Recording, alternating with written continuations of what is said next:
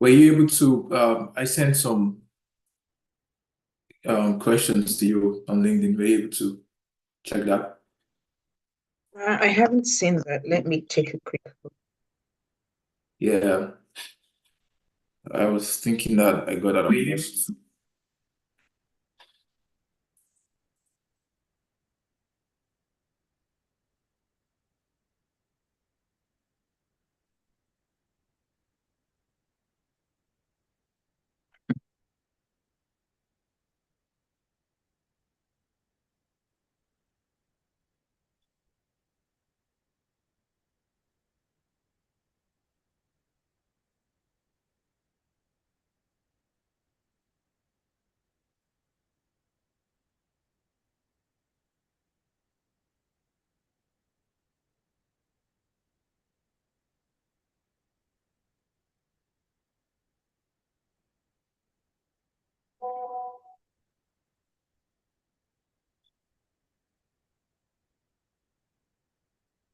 So we're gonna have like sets of questions from the participants as they join in.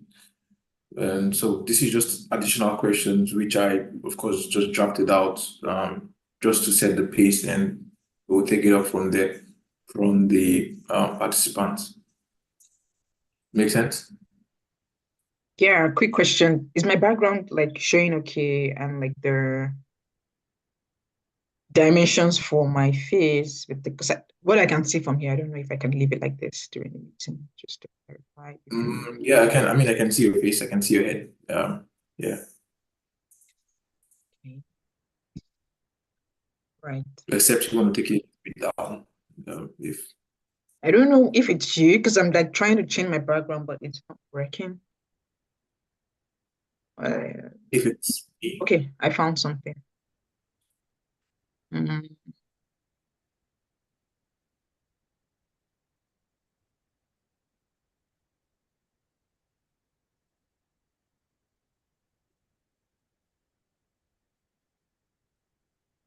what do I want to use? Okay, go what I want to do.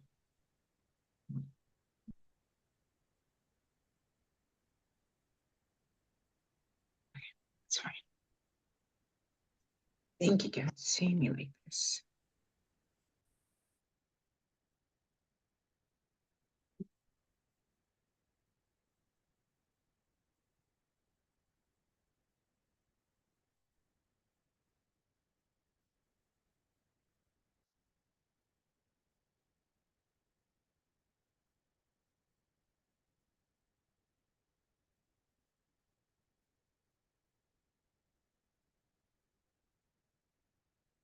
Can you see my screen?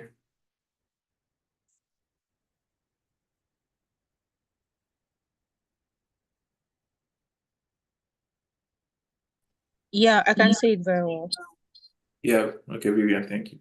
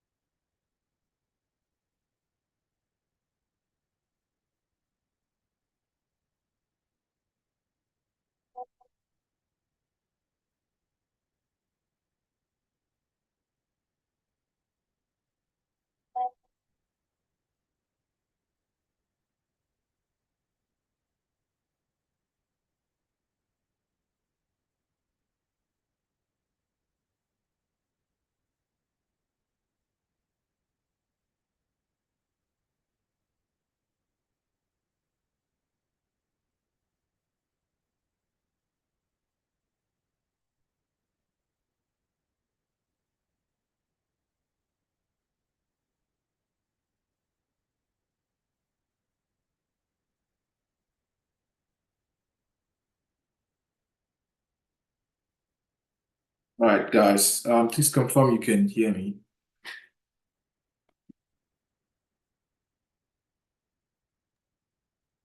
Yes, we can hear you, sir. We can hear you. All right, guys, welcome. Just trying to make sure that everyone joins us. We have a very great session today, and so it will be very much important that we just give room for people to join before we start. So we'll be taking we'll give 5 minutes timeline for people and other participants to join us today. Just sit tight, and in the next 5 minutes we'll begin. Thank you.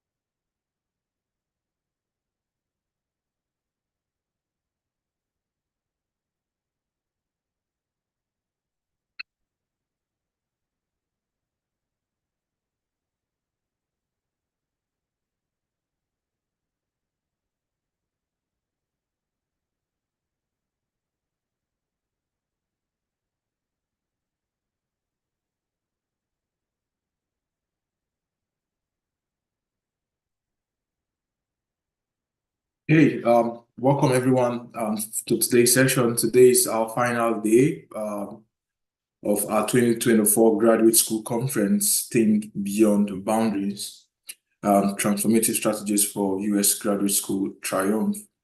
As you all know, as usual, we'll just run through some housekeeping before we begin proper for today. So today I'll be a moderator. We've had other of the cable ambassadors moderate our sessions for the first 3 days. Today I will be moderating the session with Vivian. And so Just a very brief rundown of what we're doing today. Of course, we're having a safety brief, and then we talk about cable, which, I mean, if you've been attending our conference from the very first day, you already know what that means. We'll take the opening remark. We'll do an introductory session for our first speaker. Today's session is a double session. We're having a session on SOP, experts insights on writing a compelling statement of purpose, and then we go into the panelist session, where you have the opportunity to ask as many questions as possible. And also we'll be doing a live review of SOP as well. And finally, we take some announcement, very important announcements. Like we said yesterday, we have a very good update on our scholarship scheme. And so today we'll be, telling you more about our scholarship scheme and what it is, the timeline and every other thing. So just stay tight. We'll take a group photograph session, and then we would end the conference for this year. So just a safety brief, of course, this is a virtual event. It means that you're probably joining from any part of the world. It's very imperative that you make yourself very comfortable. You have your writing materials. You're not really distracted, because virtual sessions can, it can cause a lot of distractions if you're not careful. So it means that you are in a very comfortable place. You are aware of your surroundings. You're very safe, and so that you can actually follow the session. If by any chance you want to take any break, you can, of course, do that and still come back to the session. The sessions are, you have an opportunity to ask questions as the presentation progresses. And please always keep your mics muted unless you're told to ask questions or mute your mic. So let's just go.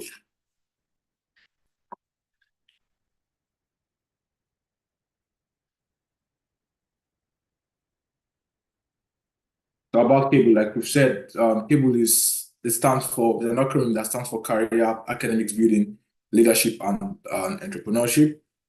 We have our key mission statement and vision statement, as well as our history. We started in 2018. Like you all know, is a non-for-profit virtual community that aims to build capacity for students and young professionals in critical areas of career, academics, leadership, and entrepreneurship. We believe that these are the key frontiers to actually build a nation, especially nations from Africa. Our mission statement is to raise talented youths in different parts of Africa, and with these youths are committed in our value programs. We've had a lot of key value events coming up soon, and like I said, this we believe are frontiers to build a nation.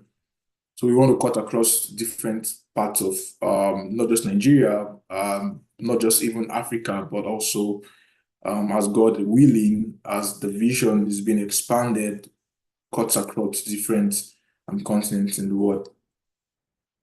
So we are, this our core value system. We pride ourselves in building capacity, in growing, in volunteering, and also having key integrity. So like we said, we've talked about some of these events, our programs coming up soon. Today we will be finishing the 2024 graduate student conference, right? And aside that, we have other amazing events coming up this year. We have the Career and Leadership Masterclass. We have the Business and Leadership Summit, which is Team Becoming, which by the grace of God, we'll be having this conference in 2 months from today. We have our blockchain and cryptocurrency series. As usual, we usually have our technical research series where we, come together and engage ourselves in key technical areas across different disciplines, engineering, arts, and social sciences, and the likes.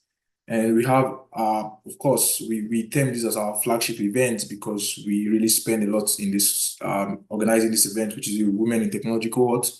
Last year, 2 years ago, we initiated this Women in Technology cohort where we try to build capacity in women in key areas of technology. And I mean, we have one lineup for this year as well. So it's going to be a very great event. And we are introducing again, like we said, the 2024 scholarship scheme to help pay GRE fees for students, right? So these are our events that we'll be holding this year. So, of course, we've gone through day one. I mean, most of you guys have been with us from the very first day, and I know that it's been very helpful. I've had lots of testimonies. We went from day one till today, which is the final day. And like I said, today would be a double session. We're having expert insight on writing a compelling statement of purpose. This presentation was meant to have been done yesterday, but because of the timeline and some certain unforeseen circumstances, we had to shift that presentation to today, right? So we're having a presentation today, expert insight on writing a compelling statement of purpose, and then we would begin the panel session where we'll do a live review of an SOP, as well as answer as many questions as possible regarding what we've been discussing from the very first day. So please get your questions ready. We posted a link yesterday for you to go and ask your questions there. I mean, if you cannot use that link, you can throw in your questions in the chat box. Vivian, my assistant moderator for today, will pick those questions up, and then we'll have the opportunity to ask that after our presentation and also during the live session. So just to get into business for today, we'll be having our first session.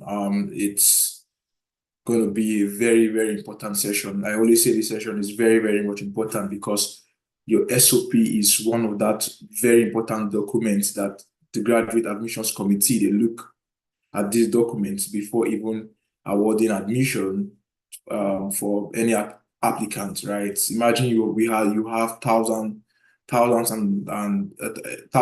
applications coming through from different people from different parts of the world, right? They try to develop a system where they can vet applicants, right? And the statement of purpose is that one very important document.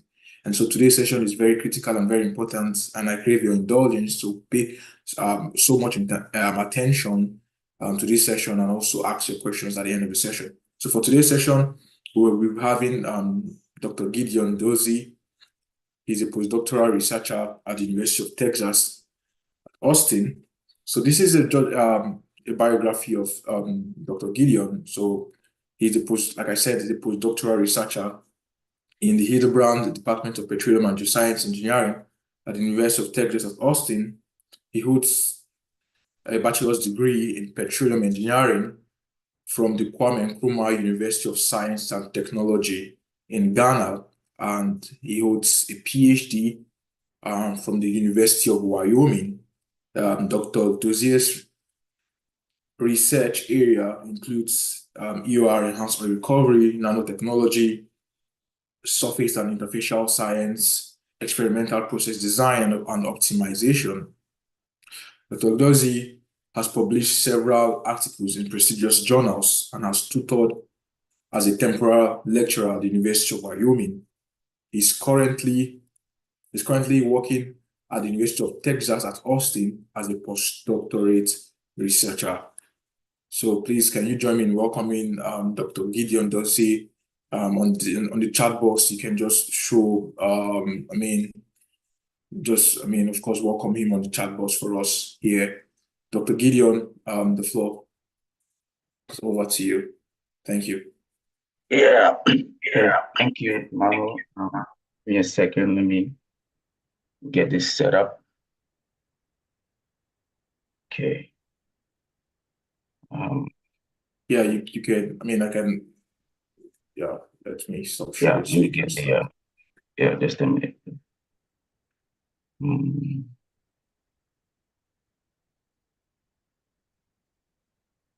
Okay.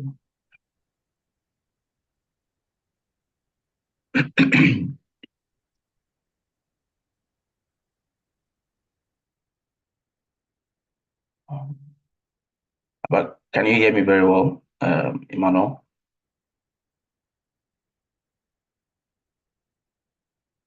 Can you hear me or no? Yes, we can hear you. Okay, all right. Yes, we can hear you.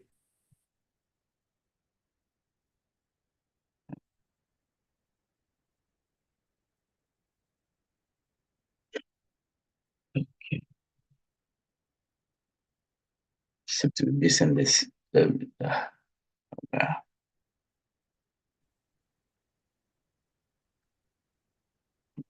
Just a minute. I'm getting.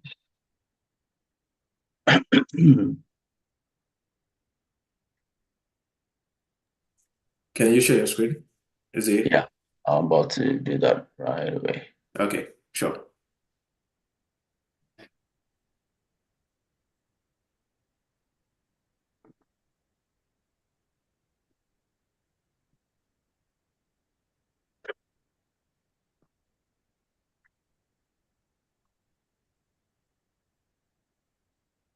While we wait for Gideon, just to reiterate that after this session, we'll be having a panel session, right? Where you can ask as many questions as possible. And also we are introducing the scholarship scheme today. So, I mean, you'll get to know about the details of the scholarship scheme and when to start applying, the platforms to apply, the rules to follow, and every other information. And of course, because you are part of this conference, I mean, you have an edge in terms of application, right? So you would, of course, obviously know what you're looking out for, and I mean, position yourself rightly in submitting a very strong application for our scholarship scheme. So yeah, I think Gideon, we can now see your screen. Right.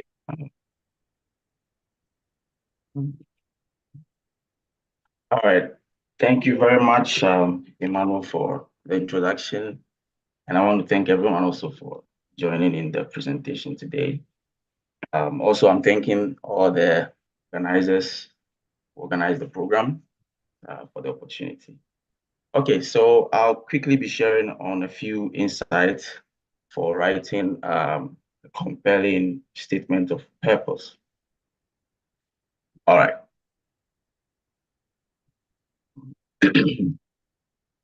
So basically, what I want us to talk about would be the understanding of statement of purpose in general, what it really entails, or why we even need to write, statement of purpose.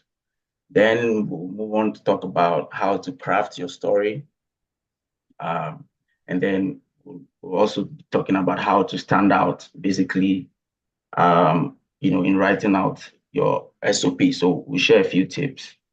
And then we'll end with organizing the write-up, and then we'll leave it for questions and answers. Okay, but Emmanuel, are they allowed to ask questions while I'm presenting, or we'll do that afterwards? We'll do that afterwards. Afterwards, okay. Yeah, we'll do that afterwards. And just before you continue, I'm going to drop on the chat box. If you have a sample of SOP that we'll be using for the live review, we can randomly pick from that. You can, drop it. I'll send an email address on the chat box so you can send your SOP to that email address. Thank you. All right. So let's first of all talk about understanding the purpose, right, of your SOP, or what it really entails. Okay, so I think back to when I was trying to apply for school, one of the things that I researched then was what really the SOP is about. Like what are the main things that we need to understand. I really did not get it back then very well, but now, speaking from the point of a postdoc, you kind of like understand why they require some of these things, right? Because it's very easy to just get a few tips from online. You want to understand how to write it, and then you just put some things together and you try to push out your applications. But then when you also think in the place of, the admissions committee or the admissions board, then it's like you are trying to get into their minds and see what they require. And basically that helps you to also, write a very good SOP. So the first thing I want to point out here is that the reason the SOP is important, first of all, okay, because it's a very important component of your application because it gives the opportunity to the admissions committee to understand basically who this person is, right? They want to know, okay, who are you? Because graduate school has a different kind of tone from undergraduate study, right? Most undergraduate studies, you just take a lot of coursework. Of course, you undergo some research here and there, to just make you fit for graduation, and then you are graduated. But graduate school, most of the time, the understanding here is that this individual is going to contribute to research in some form, right? Or help boost the the rankings, right? Or the image of the graduate school. So then it's important for them to also know who this person is, right? So one of the things you should understand is that there are loads of applications trickling in from different parts of the world. And so they would want to understand this particular individual, what makes you, you, right? So that's the first thing. It's an admissions criterion. And it's very important because it really tells who you are, right? It gives them an idea of this person. Then that leads me to the second point, showcasing fit. So it gives an opportunity to really demonstrate your academic prowess, right? The things that you are academically interested in, your background, right? To showcase how your background aligns well with the program that the school is offering, right? Their objectives, and then basically how their programs will help you achieve your goals. So it's basically like a two-way kind of thing, right? You are benefiting and the school is also benefiting. So the school has some facilities, or they have designed a program that you feel, okay, this program might help you achieve your goal. So then that goes to say that you need to have a goal or an understanding of what you want to do, right? I mean, I get it. I get a point where because you want to go to school, some people even just they don't really mind the program that they are going to read. Whatever program you just want to basically maybe leave and then go study abroad or something. But trust me, it's important. You would want to have, a goal, a vision. You want to have a drive. It's very, very important because that is going to play out ultimately in how well you do. Okay. So then the third point here is through the statement of purpose, right? You are able to convey your personality. Now, this is very important because it will play out in some of the points that I'll raise as we go along. But your personality is very, very important. You want to show how unique you are, how unique your thought patterns are, how you process information, how you analyze things. Basically, we could see that from your statement of purpose. Like so far, what have you done? Because we are assuming that okay, you have some form of undergraduate studies, right, before applying for graduate school. So then we should see if it's 4 years or 5 years of study, undergraduate study. Okay, what has been your track record? What are your interests? What things basically define you or make you unique? So then the whole idea is an SOP tells the reader basically about you. Okay, so these are some of the things I want you to really remember here. Then an effective SOP also should be clear, right, and straight to the point or concise, if you will. So a strong statement of purpose has to be concise, has to be focused, outlining your academic and professional goals. So because this is very important, you would want to show the admissions committee that you've had a drive all this while through your academic studies or from your basic education through to your academic, through to your undergraduate studies. And you want to show that briefly and concisely. Okay, you don't want to embellish the facts, or you don't want to just keep going around and around in circles. So you want to be clear. That is very important. And then you also want to be straight to the point.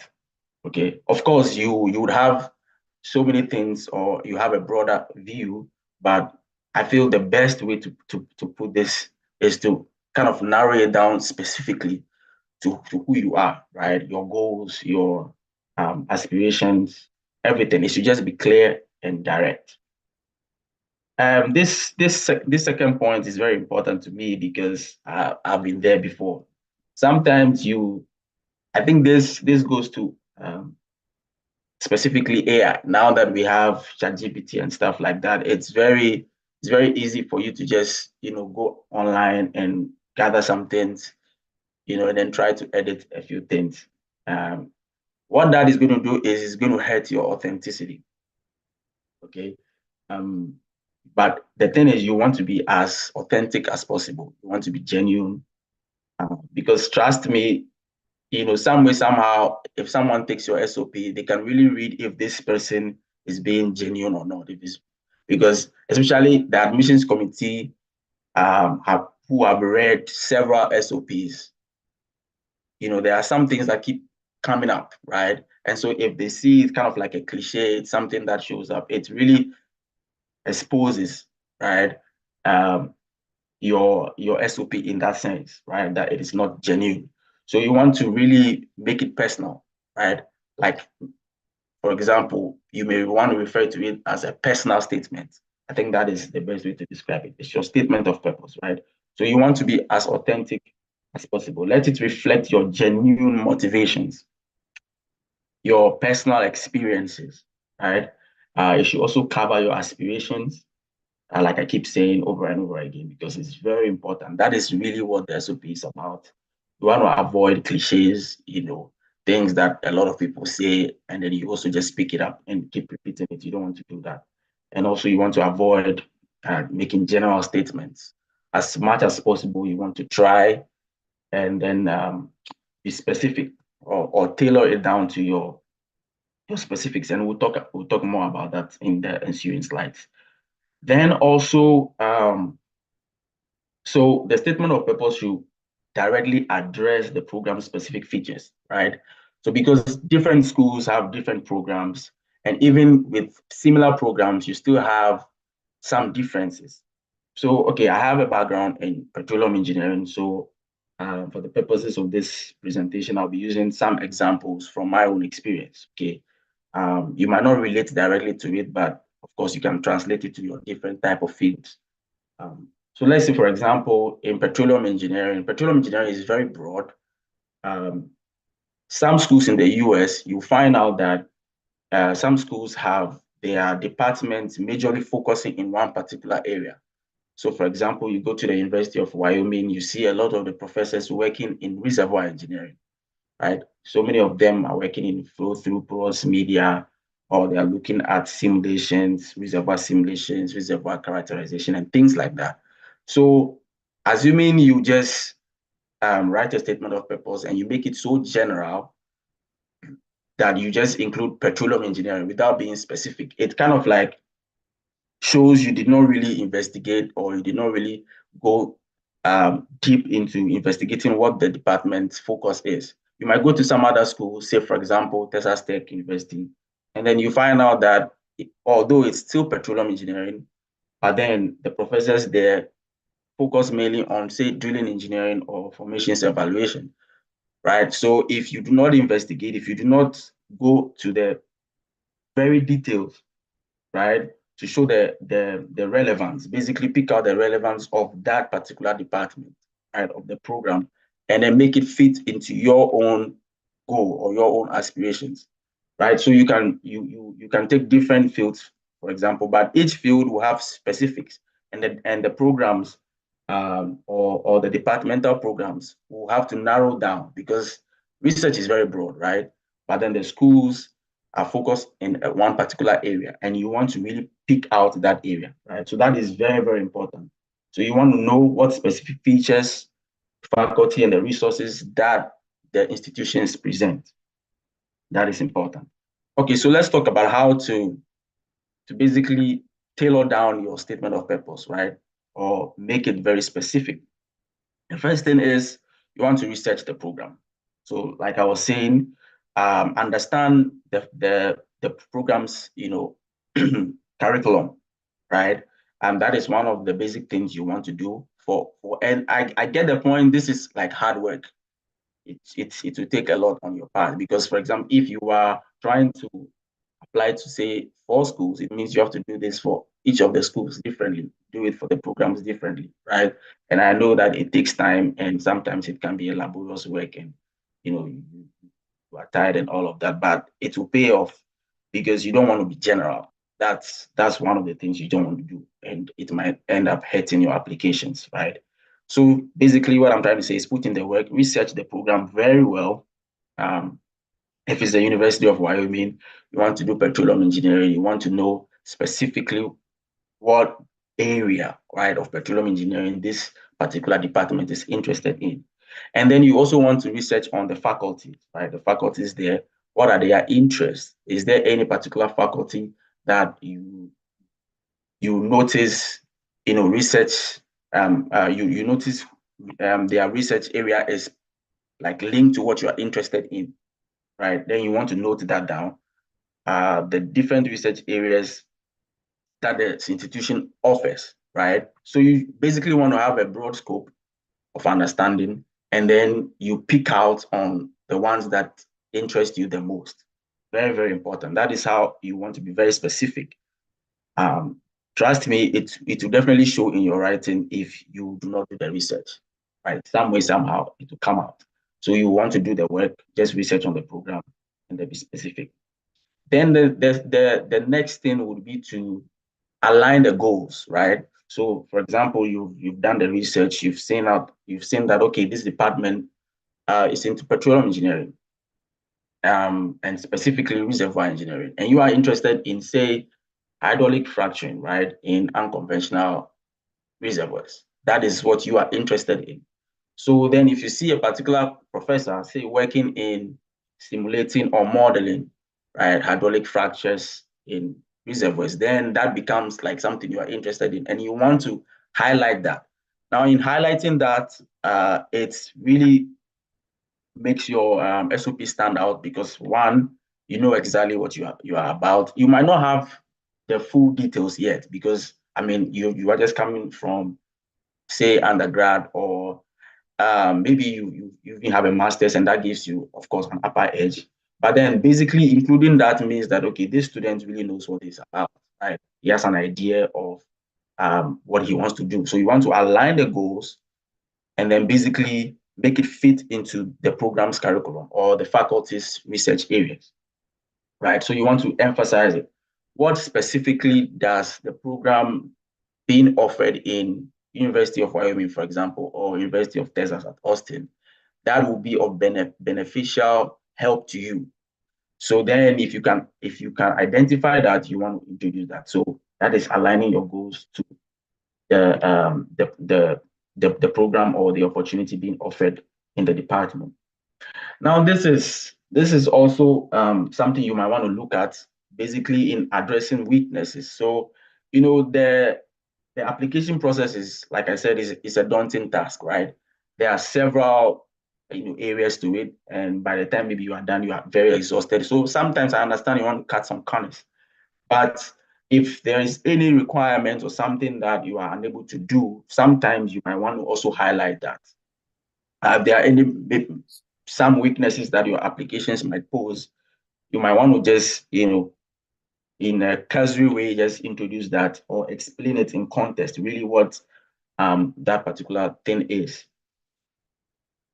Okay, let's look at some common pitfalls that you also want to avoid. Like I keep saying, you want to definitely avoid making generic statements. And this would mainly come up when you are just copying and pasting. When you just maybe, for example, take an SOP of a friend and then you are just trying to edit it. You realize that there's going to be so many vague statements you'll be making. And trust me, you don't want to do that. That will hurt your SOP. So you want to be direct to the point. You want to show that, okay, you have a purpose. The whole thing is statement of purpose, right? So what are your aspirations? What really is driving you, your impetus for this graduate study? I think now, coming from the perspective of postdoc, working with some professors, I kind of understand why these things are important, because the journey really, because there are several professors. Well, I mean, it depends on the professor as well, but there are some professors who really don't have a lot of time, right? Some of them are into several things. So at the end of the day, the journey of being a graduate student lies about 70 to 80% on you, on the individual. The success lies on you. And so if you are not motivated enough, if you don't have an idea of what exactly you want, you shouldn't figure everything out, of course. But then if you don't have a drive or a motivation, it might really have a great toll on you, right? So I think that is one of the reasons they want to see this. They want to see that individual who has gone through maybe some things and has overcome, is pushing ahead, is just drive, is self-motivated, things like that, because that is exactly what graduate school is going to be about anyways. So you want to make sure you highlight those things, right? You want to be as specific. So avoid making general statements. And then much as your SOP is supposed to be in a formal tone, right? You want to write it in formal tone. You also want to avoid all making overly formal statements, right? Because at the end of the day, some people just try to be, too formal, and then you lose the authenticity of the work, or you lose that personal portion of the work, which shows who you are, right? You don't want to just keep writing, very good, English statements that just glosses over the main thing, which is you. Okay, so that is one thing you want to look at. So don't be afraid trying to show out who you are in your statement of purpose. Okay, it's your personal statement. So you want to avoid being overly formal. And then this again is important. You don't want to make vague statements, right? You don't want to just throw out a wide blanket out there. You want to, again, be specific, right? So, avoid making vague or ambiguous statements, and then just go straight to the point, be clear and be specific in your writing. You see, I keep mentioning this again because these are most mistakes people make, and then, it really hurts their statement of purpose. So let's now talk about how to craft, the story. Now, the first thing I want to talk about is your achievements, highlight your achievements. So your statement of purpose, some elements in there should definitely be your academic achievements, right? I understand some people have maybe there is a hiatus or a long while after they completed school, and then they will now want to move on, right? So then you might also want to indicate your professional experience, your professional achievements.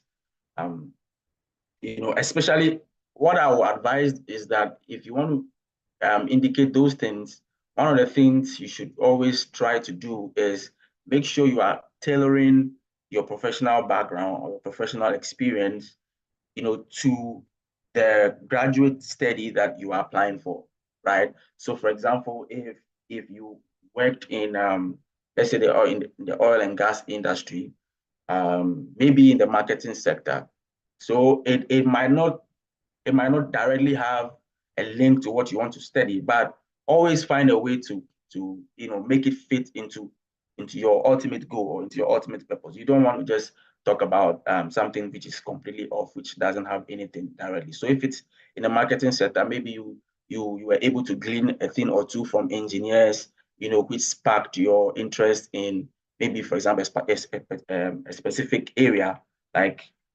reservoir characterization, for example, right? So you want to indicate that, okay, throughout your experience as a marketer, you were able to glean so many experiences, you were able to glean so many things from engineers, and then you tried out maybe a few projects here and there. So at the end of the day, you are using that and then trying to narrow it down again to your study or to what you want to study ultimately. You just don't want to throw out. You don't want to throw it out there. So this is where I believe sometimes when you go through maybe some form of graduate study, it actually gives you like a plus. So if you're applying for a PhD and you already have a master's, you see, it becomes easier because you can showcase, especially if it's linked together, right? If your master's degree is exactly what you want to do as a PhD, that is a very good one, because at least you can show that, okay, you have this form of experience or achievement, and then you just want to build on it. It's completely fine if it also doesn't have anything to do with it, but you just want to make sure that whatever experience or achievement it is, you can find a way to ultimately link it to what you want to study. Okay, that is very important. So highlighting your academic or professional experiences is very important, right? Then if in trying to do that, if there are any specific projects you have engaged in, this is where you want to put it. So your relevant experiences, you want to be, as detailed as possible. So like I said, the statement of purpose is personal to you. Okay, we should be able to take your statement of purpose and then read it and basically know that, okay, this is an individual, this is a unique person, right? This is not something that is just general that everyone else will write. So then what are those relevant experiences that you have that you want, the committee to know, the admissions committee to know, even if it's professional or academic, just make sure it is relevant to what you are about to study, right? So you want to discuss it. If there are projects that you did, research experiences, field experiences, whatever knowledge that basically you acquired, you want to put it there. All right. So in highlighting those experiences, of course, the ultimate goal here is to make it fit into what you want to do, into what you want to become, right? So you want to connect those dots. Okay, so your past experiences and your goals, like I said, you don't want to just make vague statements. You want to show the academic board that, okay, you have some future goals, and you believe that those experiences that you have actually fuel your drive, right, for you to achieve the goal. So we want to know that, okay, this individual has, say, a lofty goal to achieve. You want to become an academic professor in so and so area, right? But then you've gotten some underground or some experiences in undergraduate studies here and there. But then these studies that you have acquired actually fuels or drives ultimately your future goal. So you want to basically link it together. It's not just sharing your experiences or your professional projects, but then you want to link it right to your future goal, and that really goes a long way to show how very driven or motivated you are. So that is very important. So highlight them, but then ultimately link it to your future goals. All right. So another thing also is you want to demonstrate the fit with the program. So I think I spoke about this a little bit in the introduction, but let me also just make it clear. So you want to discuss the specific aspects of the program that align with your interests, right? Make it very clear. So for example, let's say in the University of Wyoming, we have research, high bay research facility, and then they do a lot of flow through porous media. That is something that is unique to the school, that you realize, okay, this is unique to the school. So you can use that and then show that, okay, this is very beneficial to me because they have state-of-the-art equipment, they have this and that in there, which beneficial to you. You want to make sure you mention that. Very important. And then the research alignment. So basically you want to articulate your research interest, which I will advise, make sure you get one. I mean, it's just about reading around. You don't need to have the expertise. Trust me, nobody did, right? Nobody really had any or grasp the full understanding before moving on. So you just want to have some form of idea, right? You have the idea, you just articulate it, right? You articulate your research interest, and then you make it fit into the faculty's strength. Say, for example, they have very good professors in drilling engineering, right? The school is noted for having very good professors in drilling engineering, and you are also interested in drilling engineering. That makes it a good fit, right? So you want to highlight that.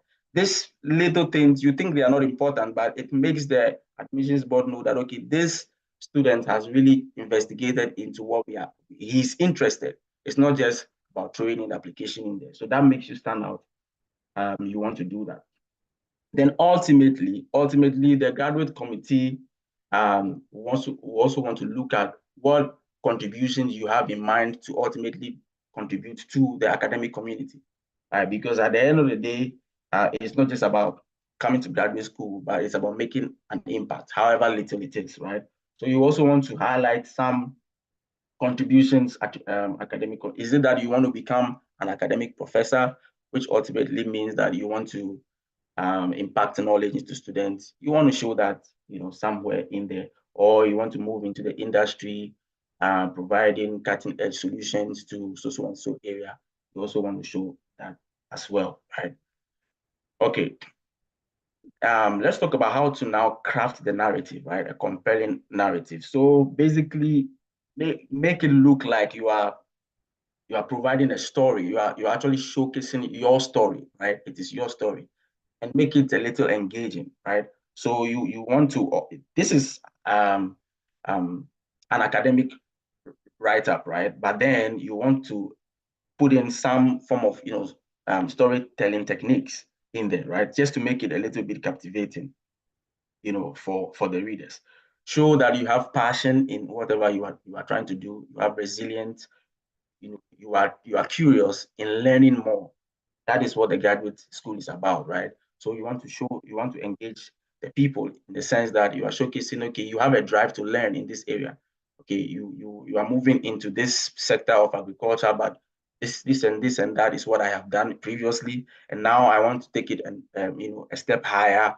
I'm driven. I want to do this, and you just make it a little bit engaging, right, in a storytelling fashion. Okay. Again, I want to emphasize here that you want to make your writings, logical. It should be clear and logical. And you should basically make it flow. There should be a flow in your write-up.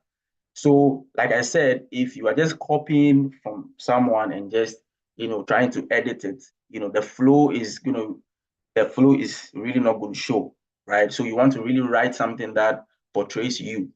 Okay, very, very important. So that speaks to the structure of the statement. And then you want to also conclude with a reflection, basically that reinforces your commitment to that field.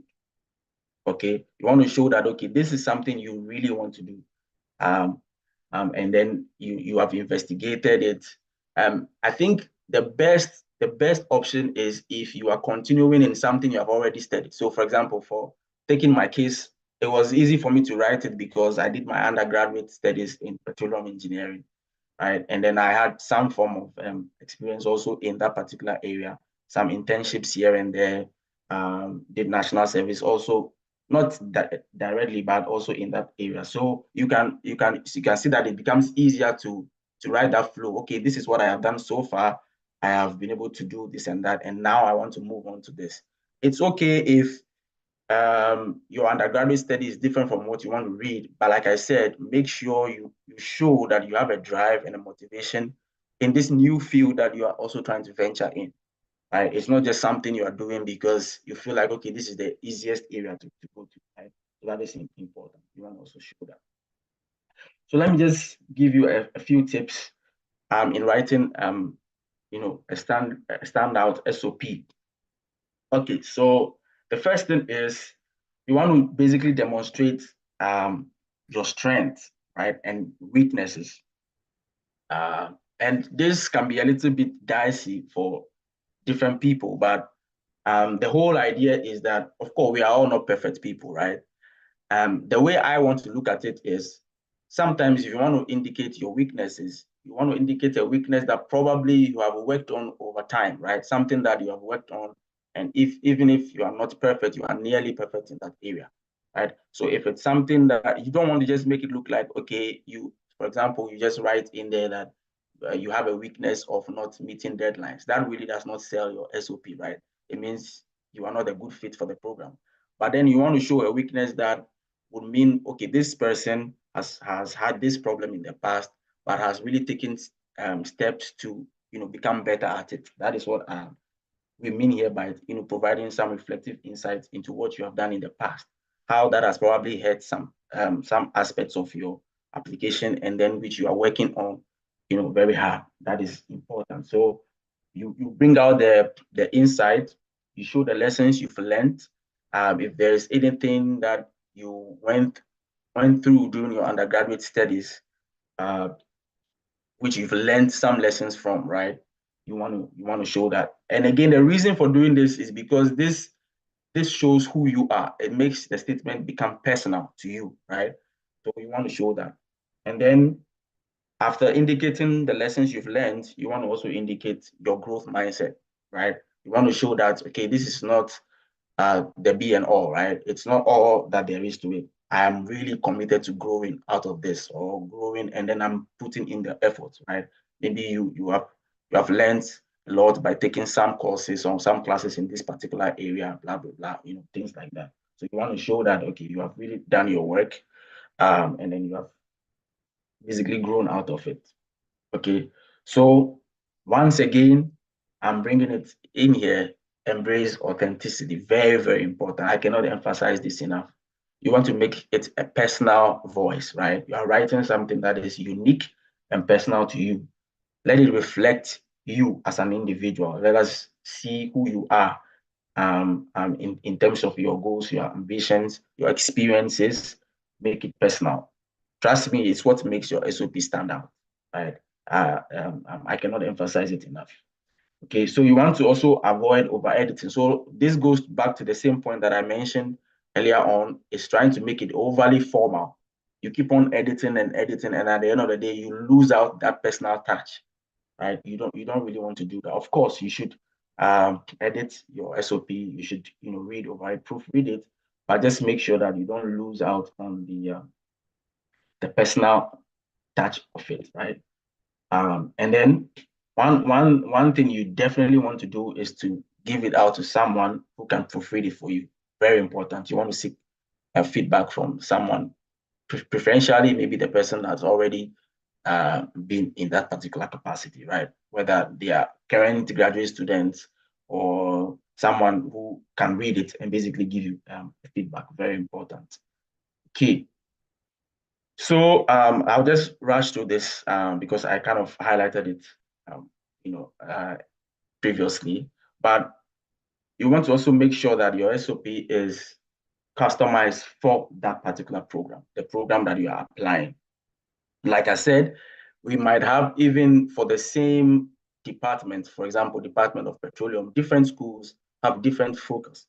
So make sure you know exactly what the school's program entail, and then you make it fit, right, directly. Okay. So that takes me to that point. You need to research each school. If you have 10 applications, please, it means you need to do 10 different research. That is just what it means. It means more work, right? Don't try to cut corners. It's very important to research the school, know what the institution really stands for, especially the department, what they are standing out for that particular program. Very important.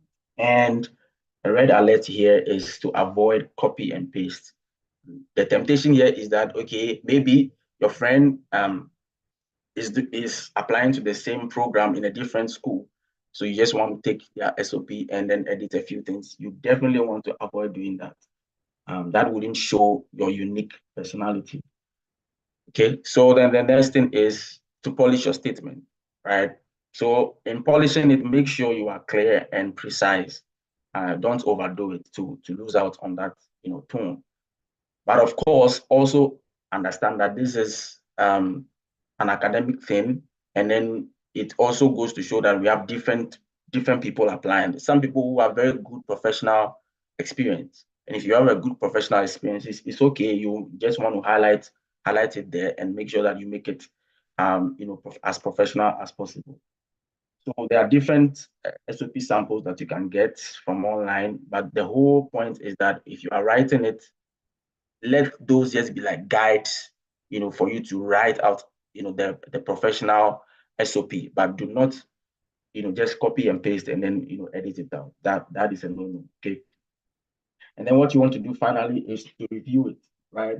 On that final review of your statement, you can do that yourself. You can also give it to other people to do for you, but ensure that there is a flow, right? There is a flow from the beginning, from the introduction, right to the end. And then when you read it yourself, you want to see that it reflects you. You want to be okay, this is actually me. And sometimes reading out your statement of purpose should also in turn give you some set of motivation, like, okay, this is where I have come from so far, and this is where I want to go to, right? So at the end of the day, reading out your final review should kind of make you also a little bit excited. This is something good. So you will lose out on this if you are just copying and pasting, right? So the final point I want to give on this is how to do the organization, right, of the entire writing. So first and foremost, you want to introduce yourself, and then you state the motivations and then your interests, which of course we've discussed extensively. Then you summarize your undergraduate experience and previous graduate experience. That is if you have one. So by this, I mean, if you have a master's and you want to do a PhD, then you definitely want to do that. You don't want to miss out on that because that is a plus. It shows that, okay, you have an experience, you already have a graduate experience. And so it kind of boosts, your SOP and the likelihood of being accepted into the program, right? So you also want to then you indicate the significance of your research, and then your current work activities. So even if you currently do not have any academic work, like for example, if you are not in the academic field at the moment and you are maybe working the industry or something, you still want to make sure that you highlight that in there, right? But my advice is that always try to make sure those they ultimately fit into the goals or the program that you are trying to apply into. Okay, then you also want to elaborate on your academic interest. This is very important.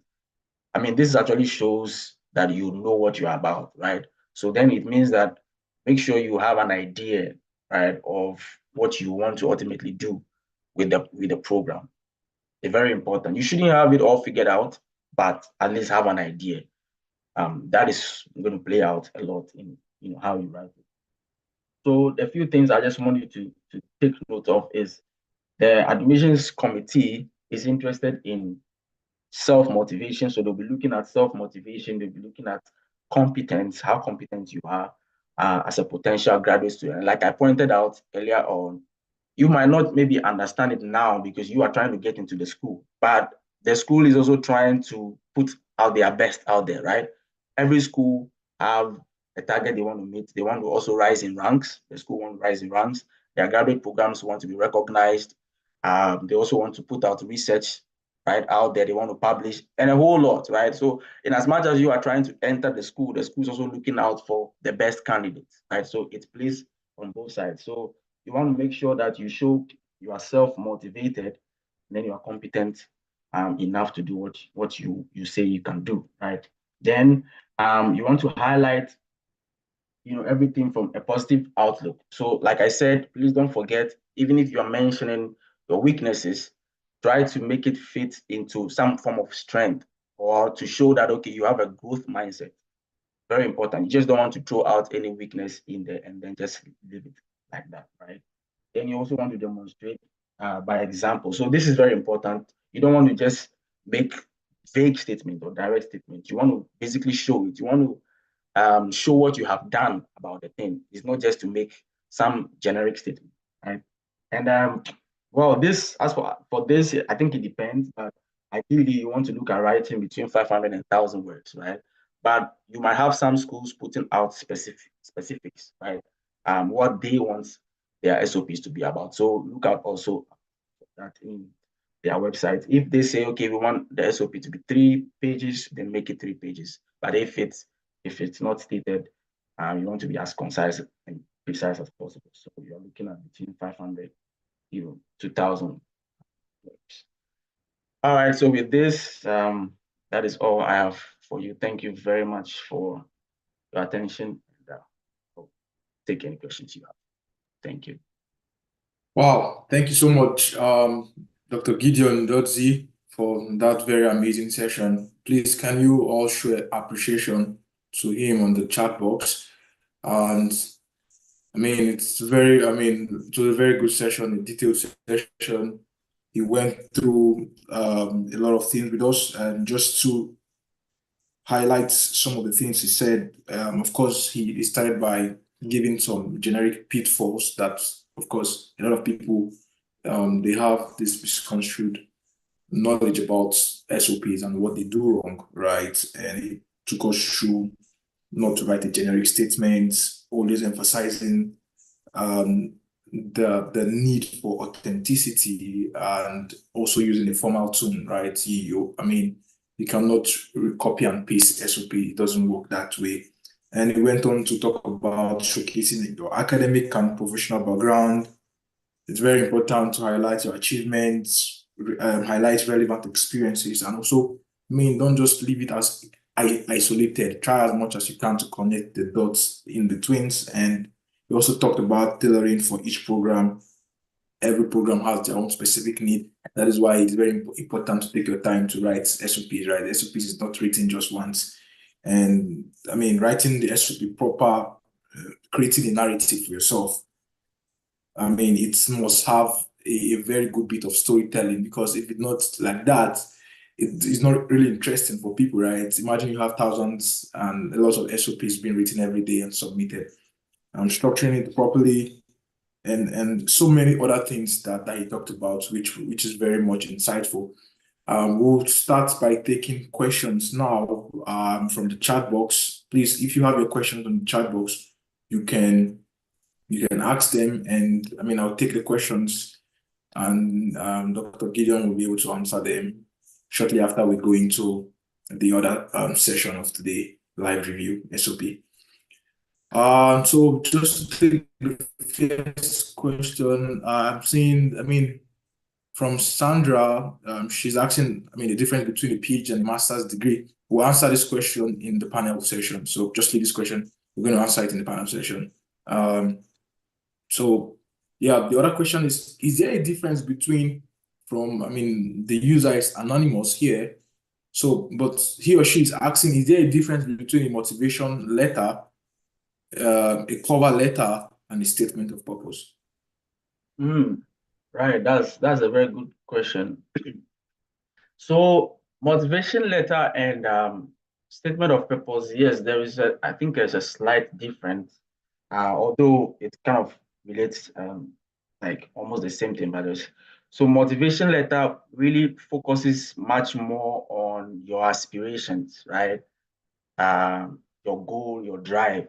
So like I said, the graduate program, it really looks at, how individualistic you are, because at the end of the day, trust me, much as your advisor is going to play out and ultimately in your research, but most of the work is really going to be you. And so I think most of the time we tend to appreciate these things, when we enter the program. So it's when you start, your PhD or your master's, then you realize that this is really it. So at the end of the day, it's all about you as a person, right? You really need that drive. You really need that self-motivation. You really need to know what you are about. So I think that is what motivation letter is to really see, okay, this person, do you really have a goal plan, right? You might not have everything figured out, but what is your drive? What are your interests? So you see, motivation letter then makes that the highlight point.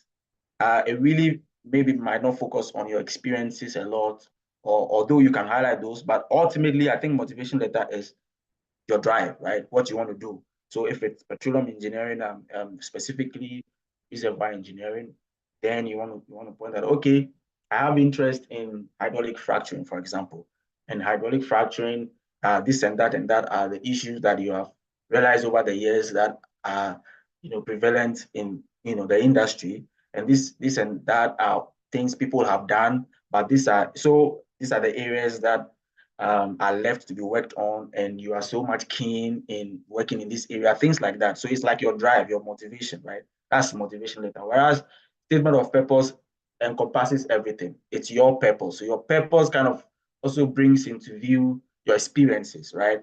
So like we went through the presentation, you see that it involves your undergraduate, some form of your undergraduate, your weaknesses, your strength, things like that. But motivation letter talks more about your drive. That's my opinion. That's really what I think. it's not very different, but that is just the slight difference, I think. As for cover letter, yeah, so if you are trying to look for, I think mostly cover letters are for your employment, like, or you want to get into some space, and then they want to see, okay, this individual, what are your experiences like, right? Or what are the things that you have done that fit into this role? Okay, so that is basically what cover letter is. You just basically introduce yourself and show that, okay, you have interest in this particular area, and this is what your experiences are that fit into that. But most schools, I think, ask for either motivation letter, statement of purpose, or a study plan. The study plan is the most detailed, I think, in my opinion, because that basically captures it. For that one, you really need to know what you are about, because that's your study plan, right?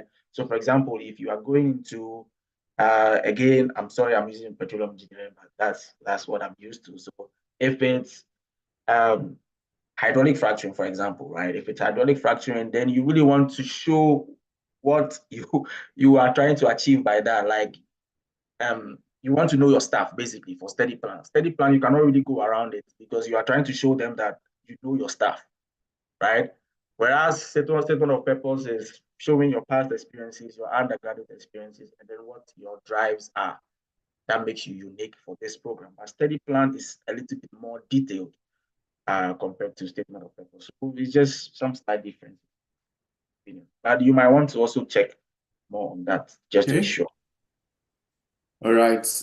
Thank you for that question. I hope it answers your question. And of course, if it's still unclear, I mean, we can dive deep into it, and also in the panel section, which is also going to be part of. So, another question here from Demola Udwola, if I get that correctly. We said, what do you think about starting the first paragraph with a problem statement, using it as a motivation for applying for graduate school? What do you think about starting the first paragraph with a problem statement, using it as a motivation for applying for graduate school? So what this guy is trying to ask is, I mean, he wants to craft a compelling story, right? He wants to make the first paragraph captivating, like in terms of a problem statement. So what do you think about that? So by problem statement, I'm trying to see what he means, or he or she means by that. Problem statement is it a problem in your life experience or in the field? So because most likely going to be most likely going to be a problem statement from the field of study. I guess so. I mean, oh I'm yeah, just trying to if that is it, I mean, why not go for it? Because at the end of the day, you want to just introduce yourself, right? But you want to make it a unique way of introducing yourself, which means that you want to go straight at it, right? So you've identified maybe a problem in society which has given you the impetus to go for further studies or graduate studies. And it depends on how you are crafting it, by the way. I mean, I will not advise against it. There are so many approaches to writing SOPs. If that is what you feel comfortable doing, go for it. But the whole point is just avoid over embellishing stuff. Just make it as concise and clear as possible, right? So yeah, you can do that. I've seen some SOPs doing that. Introduce a problem statement, and then at the end of the day, make it fit into your personality, like who you are. Yeah, you can do that. I've seen some SOPs like that. All right, thank you so much. I'm just going to take the last question before we move to the panel session, where we can also answer other questions. Here, I can see questions regarding funding and the likes, and other questions. We're going to answer that in the panel session. The panel session is going to start with the live review of the SOP. I mean, I've gotten some SOPs. They've sent in some SOPs, interesting SOPs I can say, because I've gone through some of them just now. And the panelists will just pick one randomly and just try and do a very high level review on it. But before we go to that session, just one question here. So I can see someone is asking, can SOP contain a few research questions or a summary of the research proposal? I want to say yes, but just make sure you do not make that the main focus of the SOP. Like you do not overly write on it. Like, of course, that is a good point. So the whole idea is the SOP should have a reflection of your past, right? A reflection of what you have done so far, what you are currently doing. And of course, basically, you want what you are currently doing to also fit into what you want to do. That is highly recommended. But then ultimately, you also want to show that you really know what you want to do for the future, and then you have an idea of it. So in that case, you want to use the research study or research area that so I'm assuming here that you really know about it, right? It's not just something you've chanced on that you are putting in there. So if you do really know about it, yes, of course, go for it. Just highlight it. It makes you stand out, right? It makes the committee know that this person knows what he's doing. Like they know that they have an idea, basically. They have this aspiration, they have this drive, and they know it. So yes, you want to introduce it there, but you don't want to overly write on it. Like you don't want to go integrity. You just want to highlight it, and just so it makes you stand out, right? It gives an idea that because at the end of the day, and then yes, I think I forgot to mention this. So the graduate committee are mostly made up of professors, right? So that is what you should also not forget. They are made up of professors of the department, right? So these are not people who don't know what you're talking about. They know what you're talking about. So you want to really know your stuff. Basically, I think that is what I'm saying. So if you know your stuff and you introduce it there, it's going to basically boost your SOP because the professors also know the area basically, and then if they see something like that, oh yeah, this student is promising, why not? So just introduce it, but my advice is just don't draw too much on it by over embellishing it. Yeah. All right, thank you so much. I also remember when I was also crafting my own SOPs a few years ago. This was a very good question. I was asking myself, do I need to draft out the research area, go in depth and all that? And I think I got clarity from, of course, which also corroborates to what you're saying, right? There's a limitation to what you know about the research areas. True. And you don't really know everything about it. And Yeah. it's good you don't come from a perspective of talking so much and so wrong. So so yeah. All right, thank you so much, Dr. Gideon, for this session. We really appreciate your time here for this first session. And we are going to move straight to the second panel session. And please, can I share my screen? Okay.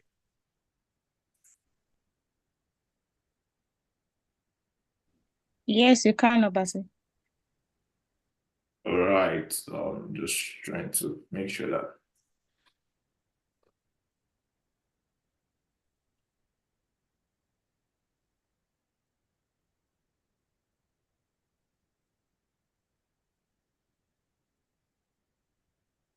Okay, so guys.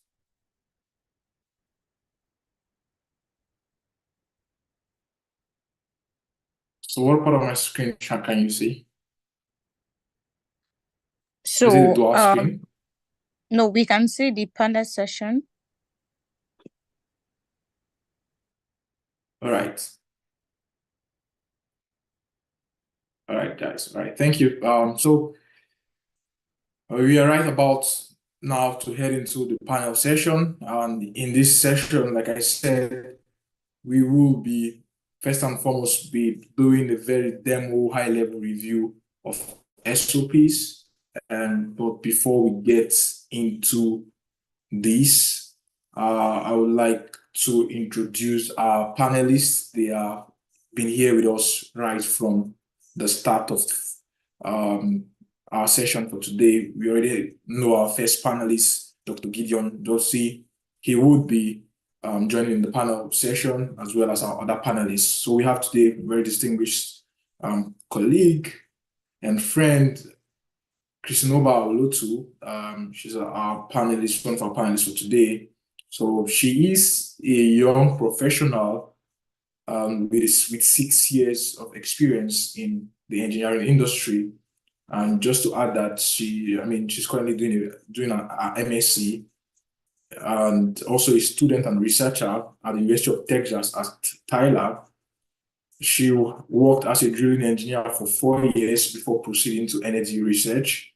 She earned her bachelor's degree in chemical engineering from the University of Benin. Currently, she is an energy researcher whose focus is on the development of alternative energies while currently earning her master's degree in mechanical engineering, like I've said, at the University of Texas at Tyler. Aside practicing engineering, Christinoba enjoys writing poetry, meeting people, speaking, and spending time with loved ones. She believes in the possibility of a better tomorrow for everyone, especially those who exhibit resilience and grit. Please, can you all join me in welcome Christinoba? Thank you so much for joining us today, Christinoba. Yeah, thank you for having me. It's a privilege. Yeah, thank you. So, our second panelist for today, he has been with us right from the very start of our program. He's been answering some questions on the chat box. His name is Chibuka Martins Okoro. He is a dual MBA and MSc student from the University of Nevada, Las Vegas. And Chibuka Martins Okoro is a graduate. He obtained his bachelor's from the Federal University of Technology, Owerri, Nigeria, where he obtained a bachelor's in engineering, specifically petroleum engineering. Upon graduation, Chibuka worked in the energy and tech industry. And like I said, he's currently a graduate student pursuing a dual MBA, MSc in Management Information System at the University of Nevada, Las Vegas. Chibuka is a lover of football and the banter that comes with it. Chibuka Martin Okoro, you're welcome. Yeah, thank you very much. I'm glad to be here. Thank you for joining us. And we move to our other speaker, our other panelist. His name is Nigel Tui Yeboah. He is a passion-driven MSc student in chemical engineering and a graduate research assistant at the wonderful Institute for Sustainable Engineering and Center for Environmental Beneficial Catalysts, CEBC, at the University of Kansas with a passion for sustainability. Nigel's research focuses on the synthesis and characterization of polymer derivative with the aim of shaping a greener future through innovative engineering research. Please make welcome my very good friend, Nigel. Nigel, you're welcome. Thank you very much, Emmanuel, and it's a pleasure to be here. Yeah, thank you so much, guys, for joining today and being here with us for our live session. Just to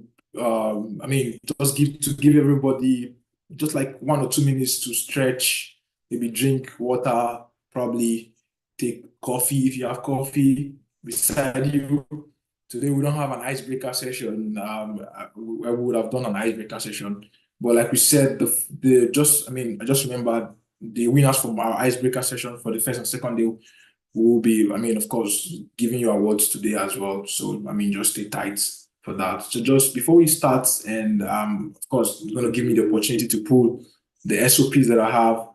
We'll just take like 1 to 2 minutes for people to just stretch out, take a short break, and maybe drink water or something. Then we'll now start properly. Thank you.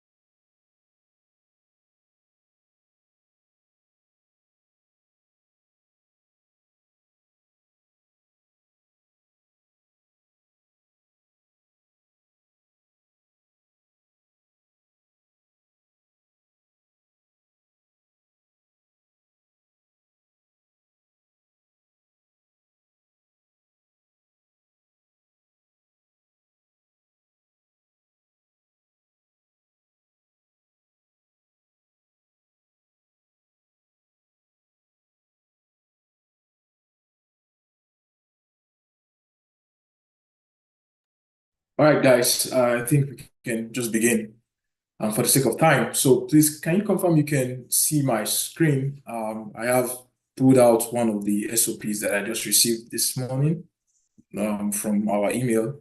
So, I mean, I just randomly picked this one.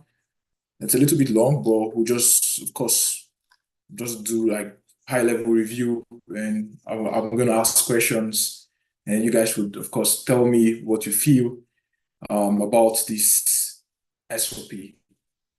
So please confirm you can see the screen. We can see your screen, Emmanuel. All right, thank you. So this is the SOP here. All right, so Gideon just finished speaking about SOPs. We have one SOP here. And like we said, we're going to do a live review of this SOP. We're going to go through it and, I mean, see what is wrong, what is not so wrong. Of course, what is also right and correct. And assuming you are amongst the admission review committee. So we're going to start by looking at the introductory session. So Gideon, I mean, this question would be for you. And this is the introduction. I mean, so generically, let's start from how it's structured before going and, I mean, tackling this issue from the paragraph perspective. So generically, did this SOP, does it meet the standard in terms of structuring for an SOP? The length, I can see that it's 2 pages. And also the different paragraph structures and how it's written. And is it, I mean, for you, I mean, I know we're still going to go in depth. So looking at this SOP at the first glance, what comes to your mind in terms of structuring? And Yeah, length? so, yeah, can you go down a little bit? Let me see how many paragraphs do you want to say? How many paragraphs do we have in total? So from this SOP, we have 1, 2, 3, 4, and 5. So we have 5 paragraphs. And we can see that it's 2 pages, right? And I mean, do you think, I mean, does it meet the, I mean, criteria for an SOP? In terms of structure? Just from the structural standpoint. Yeah. I mean, in terms of structure, I mean, it's not bad. Although, personally, I prefer something up to 4 paragraphs is okay. Because most often what you find out is if it's some paragraphs that people tend to separate can be merged because they are basically talking about the same idea, but it's okay. Generally, I think the structure looks good. Okay, interesting. Yeah. Interesting. Thank you for that. So I'll go to you, Chibuka. You've written SOPs, right? And I mean, do you feel that in terms of like the fonts, the choice of writing fonts, the spacing and everything, you feel that it cuts across as an SOP that stands a chance in, let's say, in admission decision, not going fully in depth in terms of like the content, right? Do you feel like how it's written? I mean, do you, from your own perspective? Okay, so not diving into content, just basically looking at the font type and the font size and every other thing. I think it's pretty much good. I can say it's on Time New Roman 12. So that's pretty fine. Like it's good. And I think from what I'm seeing here as well, the spacing should be about 1, if I'm not mistaken, which is pretty good. I think my current the current program I'm in currently, like they were requesting for nothing more than a page or 2 pages, and I needed to get a lot of stuff in there, so I just had to like take out the margin at the top and by the side as well, and then used about 11 font size, but made sure it was still good for them to read. So I think 12 is nice. 12 New Time Roman or Arial, Okay. and spacing of 1. It's fine. Yeah. Okay, good. Thank you. So, Christinova, this question is for you. I mean, I mean, some people I've seen in places where they start their SOP with, let's say, like a story, like a captivating story, right? From the question someone asks, problem statement, right? So let's dive in depth into the first paragraph. I presume this is the introductory paragraph, right? So I'm just going to read it, and so you tell me what you think about this first paragraph, and I mean what you feel is correct or what you feel can be improved upon. So just very quick, I'm just going to go through it even as you go through it as well.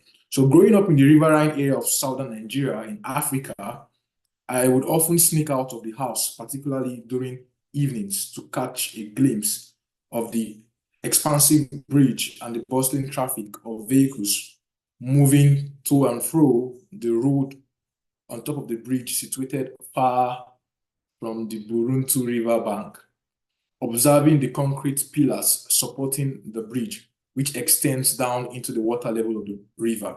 Oftentimes, I would ponder on what was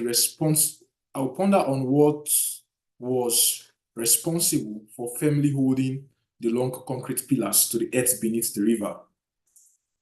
Were these concrete pillars driven below the riverbed? Even if that was the case, how did they remain stable, considering the soft soil influenced by continuous flowing water in the river? Again, I did wonder, why hadn't the long pillar collapsed despite the regular heavy traffic involving large trucks and vehicles navigating the road on top of the bridge? All this, I mean, you can see a problem here. All these unanswered questions prompted me to try to uncover the real truth on what was responsible for this. Therefore, I decided to pursue an undergraduate study in civil engineering with a focus on geotechnical engineering. So, what do you think is wrong with this or correct with this first paragraph? Is it too long? Is it too long as serving as a premise for an SOP? Because of course, I believe this is in the introduction is the place where you set the premise for whatever you're going to discuss, right? So, what do you think, Chris? Yeah, so for me, this speaks so much to me because it looks like my own kind of SOP. So I'm an engineer, but I also love to tell stories. And you know, at the time when I was writing mine, some people preferred to have like really engineering focused problem statements and all of that. But this is really nice because it's like beautifully woven between storytelling and also showcasing the problem statement. And for me, if I were in a committee, when I come across an SOP, I want something that would intrigue me, that would, want me to finish, reading that. And, for me, seeing this, I actually want to continue reading this SOP. What I would only want to say is an advice, but you don't have to take it. I love the story, but I feel like growing up is like very generic. Like growing up is also like something like everybody would write. So if you could just look at that first line, is it the first line? No, just like before the first comma you have there, if you could find something, different. I mean, not using the word growing up, you just like, I don't know, just find something, more unique. I think growing up is very cliche for most SOPs. Okay. That's other than that, I Okay. actually love Yeah, I also love the fact that she was trying to connect a story to what is actually motivating him for this study. Nigel, what do you think about the length of the first paragraph and also what he's trying to? I think, I mean, he's trying to pass a message across, right? So, but there's so many words here trying to paint that picture. And I know in some cases, some SOPs are really, I mean, some schools, I've seen a case where they say, okay, not more than 2 pages, no more than 750 words, not more than 800 words. So in a situation where the character of words, right, is of prime importance, what do you think should have sufficed in this first paragraph? Well, first of all, I would agree that the first statement is actually quite cliche because I've seen so many SOPs and that's how they all start. Growing up here, growing up there. It's really, really cliche. And just as Dr. Doji said in his presentation, you just need to make sure that your SOP is unique. If you are going with the cliche methods, sincerely, I actually see someone reviewing your SOP, looking at it and like, oh my God, this again, and putting it aside. It would happen. So I just an advice, just as Chris Nova said, let's just try to make it so unique and let's avoid these cliche statements. Also, in as much as I'm not trying to downplay the importance of the introductory paragraph, I feel like that it's one of the ways to catch people's interest, but it shouldn't also contribute to people getting bored already by reading your SOP. Just as Dr. Doji said again in his presentation, your SOP should be straight to the point, right? There are so many ways that you can write an introductory statement, say your story, and have it captivating enough without necessarily being verbose. I feel like this paragraph is quite long. It's just on the threshold of it being interesting and it also being long and boring. You get what I mean? So I think for someone who is presenting an SOP like this, you find ways and means to try and cut the length of the paragraph down and focus more on what exactly you want to tell the people through your SOP. Correct. I also resonate on with that as well. So and again, he's applying for graduate studies, right? So he was like setting the premise for why he chose an undergraduate. Because I mean, I said for this, therefore, I decided to pursue an undergraduate study in civil engineering with a focus on geotechnical engineering. Again, this is a little bit redundant because what program are you applying for? When I come to the last paragraph, I'm seeing why he's choosing to study. He's applying for a PhD program, right, in civil engineering. And so, Dr. Gideon, do you feel that the choice of studying in this university should come at the very last paragraph? And just before you answer that question, which I'll give you some time to do that, I just want to just read through the last paragraph. I was contemplating about reading every of these paragraphs, but we don't have that so much time because we'll have to take some other things, right? But just for the question I'm asking you, I'm just going to go through the last paragraph. Does that sound good? So yeah, it said the choice of studying at Texas A&M University for a PhD in civil engineering is based upon the tripod of a highly interdisciplinary nature of the Zachary Department of Civil and Environmental Engineering, the style of PhD mentorship available, and her earning top ranking for the quality of her graduate/professional programs. Texas A&M University has also earned reputation for excellence through her expert faculty and her being a land grant, Sea grant and space grant institution shows her commitment to research, right? Based on my research expertise and work experience in the field of geotechnics, I will be delighted if I am given the opportunity to be a part of the prestigious Zachary Department of Civil and Environmental Engineering. I am confident, well-focused, goal-oriented, and eager to contribute to the rich legacy of research culture at the Texas A&M University, and in doing so, contribute to the resilience and sustainability of offshore infrastructure worldwide. Yeah. So your question was, is this relevant? Can you repeat the question? Yeah. My question is it, I mean, not even in relevance. I mean, should it be coming at the last paragraph here? So And if yeah. so, is it worthy enough of, I mean, from what he or she is saying about, imagine again, we are in the graduate admissions committee. Would this be enough reason for you to consider this person as doing his or her homework in researching about the institution, what you want to study, and also why is it coming at this particular last paragraph? Yeah.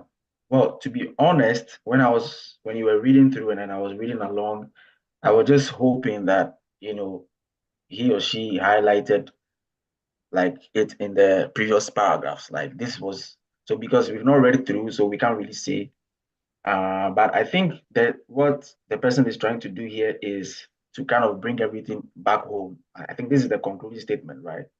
So they're kind of bringing it back home, the main reason why they chose it. So this is a very important point for the SOP. So I'm just hoping they kind of explained it in the previous paragraphs before, concluding that way. Because when you got to the point where, he was writing about being confident, well-focused, goal-oriented, and stuff like that. So again, that is what everybody else would write, but the best SOPs are the ones that demonstrate it. Like you've demonstrated that you're a confident person, from the previous paragraph. You've also demonstrated how well-focused, goal-oriented you are. It's not just about mentioning it. So, so like I said, we've not read through the entire thing, so we can't really say. I won't say it's bad to kind of highlight it again at the end, and then just showing them that, okay, this is really why you are interested in their department, and this is why you're applying for that particular department. But I'm just hoping the previous paragraphs really did justice to that, because that is actually very important. It shows, if I'm the one reading this, it will show to me that, okay, you've really done some due diligence in reading, things about our department and stuff like that. So yes, it's important, and they ought to basically write it in the previous paragraph. So I can't say for sure, but I'm just hoping he or she did justice to that. Yeah. But in my opinion, I don't think it's bad. I don't think it's entirely bad to highlight it again at the end. Depends. Okay. Well, I think another thing I would So say quickly is that it depends on, again, the person who is reading. Some people get bored too quickly, especially if it's something you've mentioned over and over again, you've developed in the body of your SOP. You don't really want to keep on mentioning the same thing, right? It's all about the person reading it.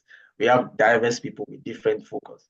So make sure you mention it in the body, explain it very well. If you want to highlight it at the end, just make it brief, like very short, not extensive, especially if you have already mentioned that. But to your question specifically, I think the main point is make sure you elaborate on it in the body. So if the person did not do that and then is trying to do this at the end, I'll advise against it. Make sure you explain why you are applying to the program, specifically in the body. Yeah, just to add to that.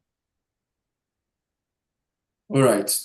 I mean, that sounds good. So I'm just going to take just the last review here from the body before we move into other questions aside the SOP. Just before I go into that, please, you can start asking questions in the chat box. From the very first day of our conference, we talked about a lot of things.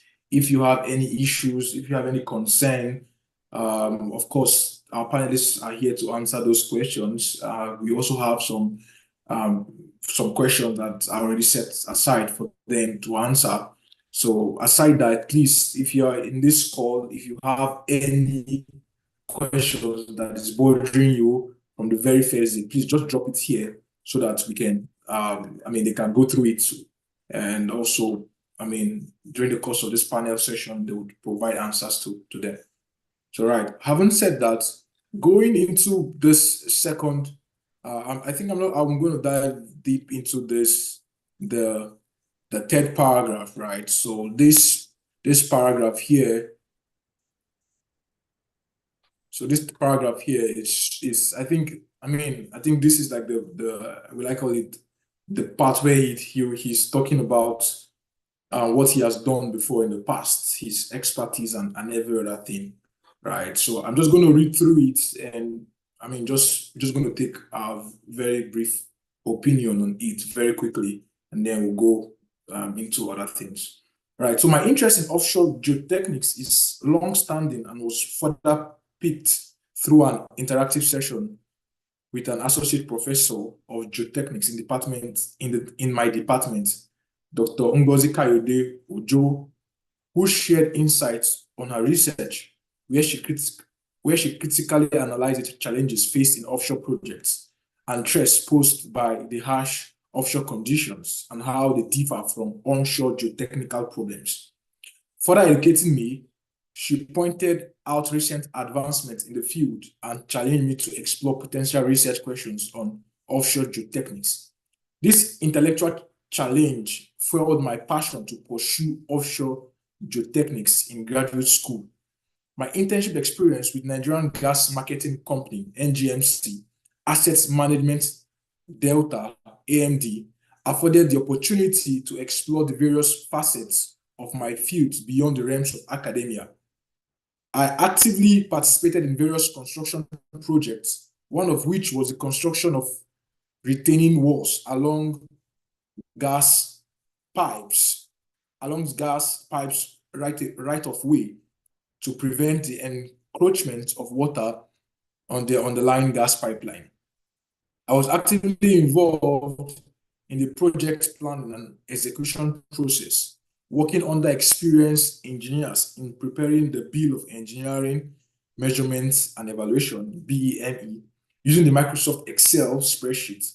Additionally, I contributed assiduously in the designing process utilizing AutoCAD software and Civil 3D in producing comprehensive working drawings and monitoring construction activities to ensure it aligns with the approved design. My proficiency in problem solving was demonstrated when we faced an unforeseen soil instability issue, leading to the overturning of the retaining wall. The primary cause of the failure was due to toe undermining, resulting from erosion and surface runoff. I proposed the implementation of whip hose and drainage pipes to be strategically positioned at the base of the retaining wall, aiming to effectively redirect water away from the base of the structure. This initiative was essential in mitigating the risks of soil erosion, corrosion of the gas pipeline, and promoting the overall stability of the retaining wall. This multifaceted involvement in both the field of geotechnical research and work experience further arose, I don't know what the meaning of arose, my interest to go on these pursuits in the field of offshore geotechnics. I think it's aroused. Right. Yeah, I presume he was going to say aroused. So my question now is, and this goes to Chris, right? Chris Nova, right? From this paragraph, is it a well-detailed paragraph? Are there so many information that should not be here? And so what do you think? Personally, I think like it's really long, and what I would advise is like you detail like all these experiences on your resume, or in like the SOP, you can try to have like an abridged version. Just making sure like you get to pass your message across. I see like he's trying to show that he has he's innovative and he has really good problem solving skills. If that's your aim, I think you should just find a more abridged way to showcase that. Yeah, there is a lot of detail, very detailed information. But like I said, everything I say here is my personal opinion, so you're free to take it on. Okay, yeah, I also agree with that. So, and yeah, Chibuka Okoro, do you feel that his experiences would have been probably highlighted because he was talking about some of his experiences here and maybe skill sets, right? So, and he went on to talk about those software. Do you think it's appropriate here? If so, why? And if not, what do you propose? Okay, so stating what you do and definitely your software. Can you hear me? Yes, we can hear you. Okay, so definitely softwares will definitely be on your CV. So you bringing them in the SOP should be something that, okay, what did you do with them? Yeah, those will definitely also be on your CV, but you just need to look for a way to put it and make it look good and presentable out there. It should be something that, okay, someone will be like, okay, if I have this kind of person on my team, okay, this is what this person will be able to deliver with such experience for me. So basically, I think it's fine. For me, it's good. But that aside, I think you should go back to the top of the CV. Like I will say, it's my, like this session where you highlighted, yeah, it's my personal opinion. This is my interest, yes. So personally, for me, I'm not doing a PhD, but at least I have little experiences or experience with people that do PhDs. Basically, I feel that this place where he's talking about his interest in offshore geotechnics should be one of the first things he's listing on this SOP. Like, why are you going into this research? This is a PhD, and it's not just an MSc, it's a PhD, something you do for the next 4 to 5 years of your life. So yeah, I get the part that we want to tell stories and stuff like that. It's really interesting. But for me, this first section where he was talking about having a conversation with his lecturer, that was what sparked his interest in this particular research. He should look for a more beautiful way to put it out there and be like, this is the first thing. Like you said about Emmanuel, it's very, very important that you put it out there at the goal that this is what I'm applying for. So I don't want to be seeing an SOP and at the first paragraph, and what I'm seeing there is, this was what made me pursue a bachelor's degree. I know you have a bachelor's degree for you to be applying for a PhD. So just go straight to the point and tell me, why are you interested in this? And this is research oriented. So this particular statement where this was what motivated him and stuff like that should be at the top and be like, okay, I explored this further, and for this reason, I have decided to pursue a PhD in blah, blah, blah, blah, blah, focusing on offshore geotechnics, and then try to build from there. And also, we haven't gone through the full CV, but I feel the CV is not, the CV, the statement of purpose is not coherent enough. Like, there needs to be a flow from the first paragraph to the second paragraph to the third paragraph. You're just connecting what's like, yeah, so there needs to be that connection, there needs to be that flow, so that when someone is reading it, you don't try to like go back and forth, where is the connection and stuff like that. So basically that's it. But overall, I think the person did well. Right. Nigel, your final pick on this. Right. So I'll just go more specific in this case. So the first sentence over here is my interest in offshore geotechnics is long-standing and was further piqued, whatever. Trying to say that this was what actually led the person to want to do this more, right? But then right after speaking about this discussion, he or she comes again to say this intellectual challenge fueled my passion to pursue offshore geotechnics in graduate school. I feel like that was like redundant, and I've not read the entire thing, but then if this is the person's writing style, then it's no surprise that there are so many words over here. So the person could actually put that back in there. If it's two different ideas that you're trying to communicate, it still has the same source. So put that into one sentence and don't say, I wanted to do this because of this, and this is why I wanted to do it. Do you get what I mean? And another thing over here is that one advice that I got from my supervisor while I started writing reports for him is that he said he understands that most of the time having so many paragraphs make it look like you are writing so much. But then it is also very important, and it's actually better for you to have many short paragraphs than to have one long paragraph. This paragraph that you read is very long. And I feel like this person started with what piqued his or her interest, and then went straight to talk about internship experience, all in one paragraph. One of the things that I learned when I was trying to develop my writing skills was that a paragraph is supposed to communicate one idea, one specific idea. So if I was this person going into my internship experience, I may want to use that as another paragraph. And also talking about the internship experience, just as most of you have already said, I feel like there's way too much detail over here. It should be straight to the point that I did this internship with this company. this is a challenge that I face, and this is what I was able to do to solve it. Or you talk about the experience that you had in that company and the kind of skills that you got from this internship experience. So I can see this person saying that I contributed this, I did this, I did that. But then the person is not being very, very specific about the kind of skills that were gained from these kind of experiences. I would expect that once you talk about internship, I'll be seeing words like I develop skills in teamwork, communication, and all of that. But I'm not seeing those things over here. You are just giving us a story of what happened at your internship place, but you're not telling us why that is relevant to us. So I feel like these are some of the things that could go into this paragraph. First of all, there are some statements that do not need to be repeated. Secondly, it is better to have short, multiple paragraphs than to have a single long paragraph. And thirdly, you would have to state what exactly we are supposed to be getting from the story that you're telling us. Thank you. Interesting. Yeah, thank you so much. I mean, for that insights. I mean, from that perspective as well, right? Yeah, I agree with that as well. So I mean, just to reiterate what we've been saying, SOPs are not just written just once, right? So I mean, an encouragement for whosoever have written this, like you heard from the panelists, it's a very good SOP. Can it be improved further? Definitely. Should it be improved further?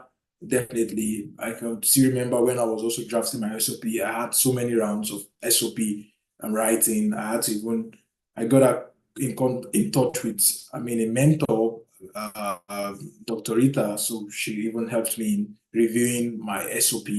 And I mean, that was really very helpful because I mean, having someone else review your SOP is also very good because there's some certain things that you may not see from your own eyes, right? It can be based on some certain bias towards yourself, right? So it's very good that you don't write just one SOP, you keep on writing the drafts, keep on writing, sending across to people to review. And that is why we have our Telegram page. I mean, you connect with people that are in the same pursuit of graduate school with you, and they will be able to help you. They will be able to help you. And so because of time, we don't have time, we can't go through everything. We'll just go into generic questions now for our panelists, right? We have some questions already in the chat box, but before I'm going to take those questions, I mean, I have some certain questions here. A lot of people are talking about funding and all that. We're going to answer those questions. I mean, we answered those questions yesterday, but today you're going to hear from people based on their own individual experiences.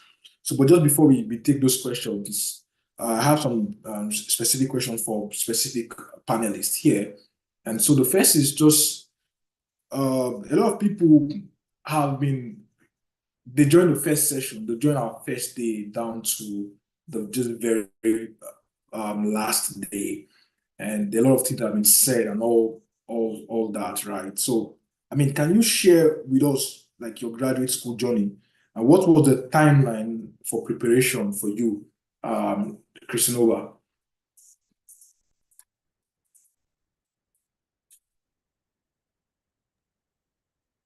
Okay. I wish I was not the first to answer this question.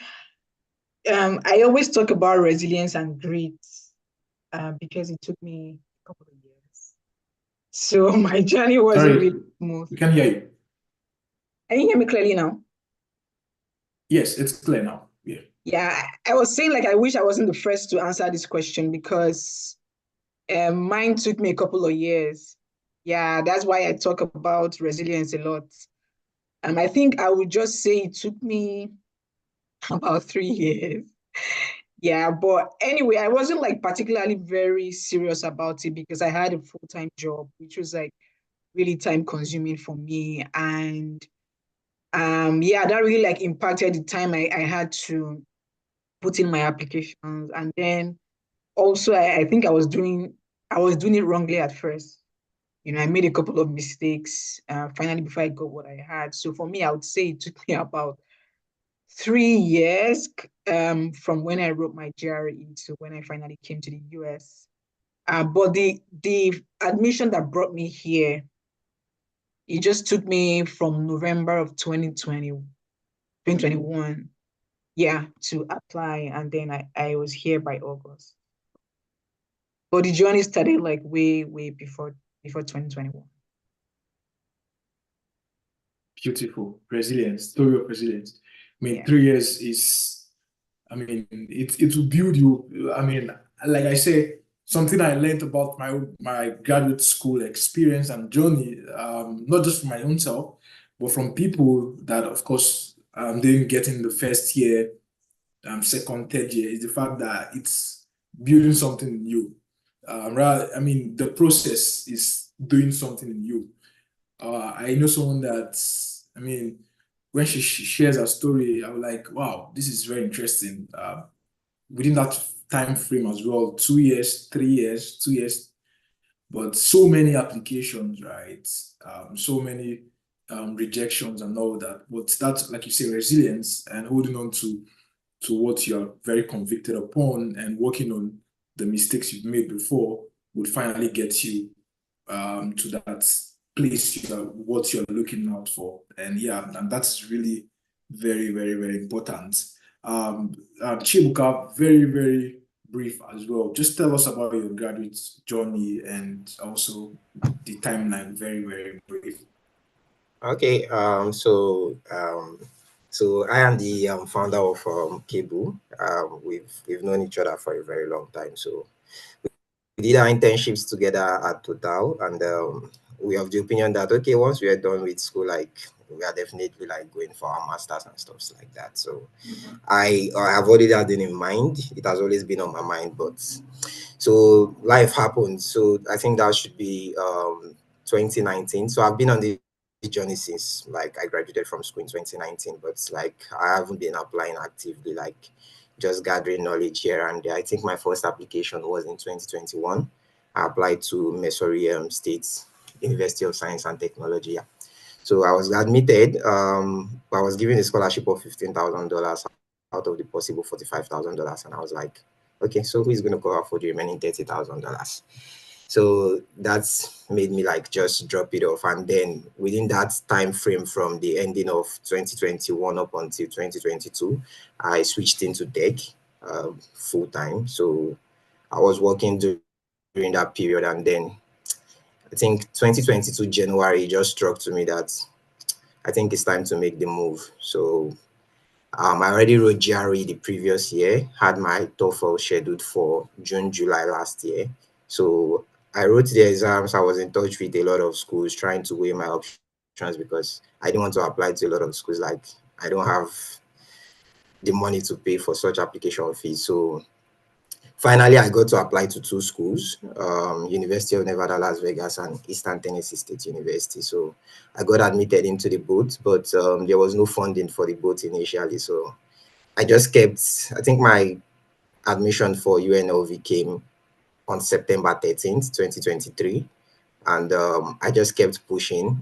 And here I am today, like I'm in the US with a graduate assistantship. So basically, I would say the journey started since 2019, like gathering knowledge and everything, but I didn't apply actively. My first application was in 2021, and it was just because I got an application fee waiver. That was why I turned it in anyways.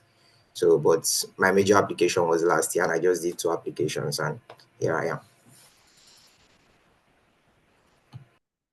Interesting story. I mean, I've known Chibuka for a while as well. Interesting story out there. And Nigel, this question is for you, right? So, how were you able to secure a full funding for your program, right? How were you able to do that? This is an important question because, like we said from the beginning, it's one thing to get admissions, and it's another thing to get funding. Coming from my background and from where I come from in Africa, Nigeria, I mean, I'm not from the wealthy class, right? Which makes it practically impossible for me to pursue my studies by myself because, of course, the fees to study in the US is very high, right? Some people, they take student loan and they keep paying student loan even after graduation and all that. So it's extremely very important to secure funding for someone like me, because even if I secure admission without funding, I won't be able to pursue my my program. So how were you able to secure funding? Just take us through that process for you, and how was it like? And what things you feel contributed to? Okay, this was something that's also helped me. Well, I can actually answer this question in two ways because I've undergone two phases of school applications. So just put it out there. I went to one university and I transferred to another. So I've had to apply for funding twice. The very first one was actually smooth sailing because when I decided to make the decision, when I decided that I wanted to apply to grad school, I prepared my SOP, my resume, and all of that, and put them down. Budgeted some amount of money that I'll be using to pay application fees and all of that, and consulted people like the way some of us are sharing our experiences here. And then I was introduced to this whole concept of sending cold emails. And the interesting thing is that the very first cold email was the very first response that I got, and it came with a full funding.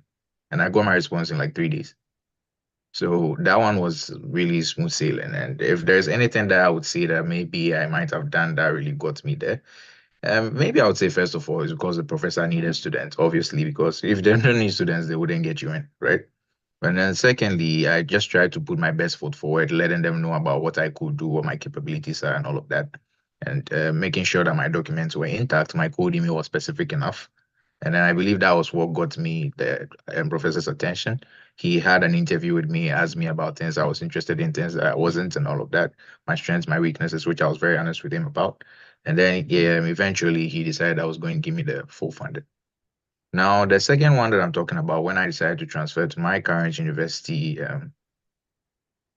which is the University of Kansas, that one was a bit tricky because, it could really get messy if you're going to transfer from one university to another when you already have a professor and you're trying to leave his supervision. And so obviously you would want to make sure that you are very discreet about some of the moves that you make and all of that. So obviously you have to put an application first, get the application, and then try to send a cold email and all of that.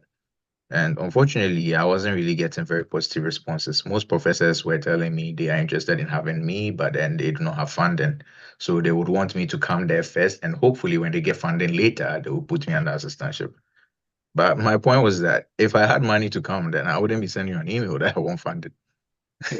Yeah, so that was a very interesting situation for me. But one thing that we could also look at is that there are so many other opportunities for you to get, not necessarily even in your department. So from my personal experience, I managed to land an assistantship position in the chemistry department, even though I was a chemical engineering student.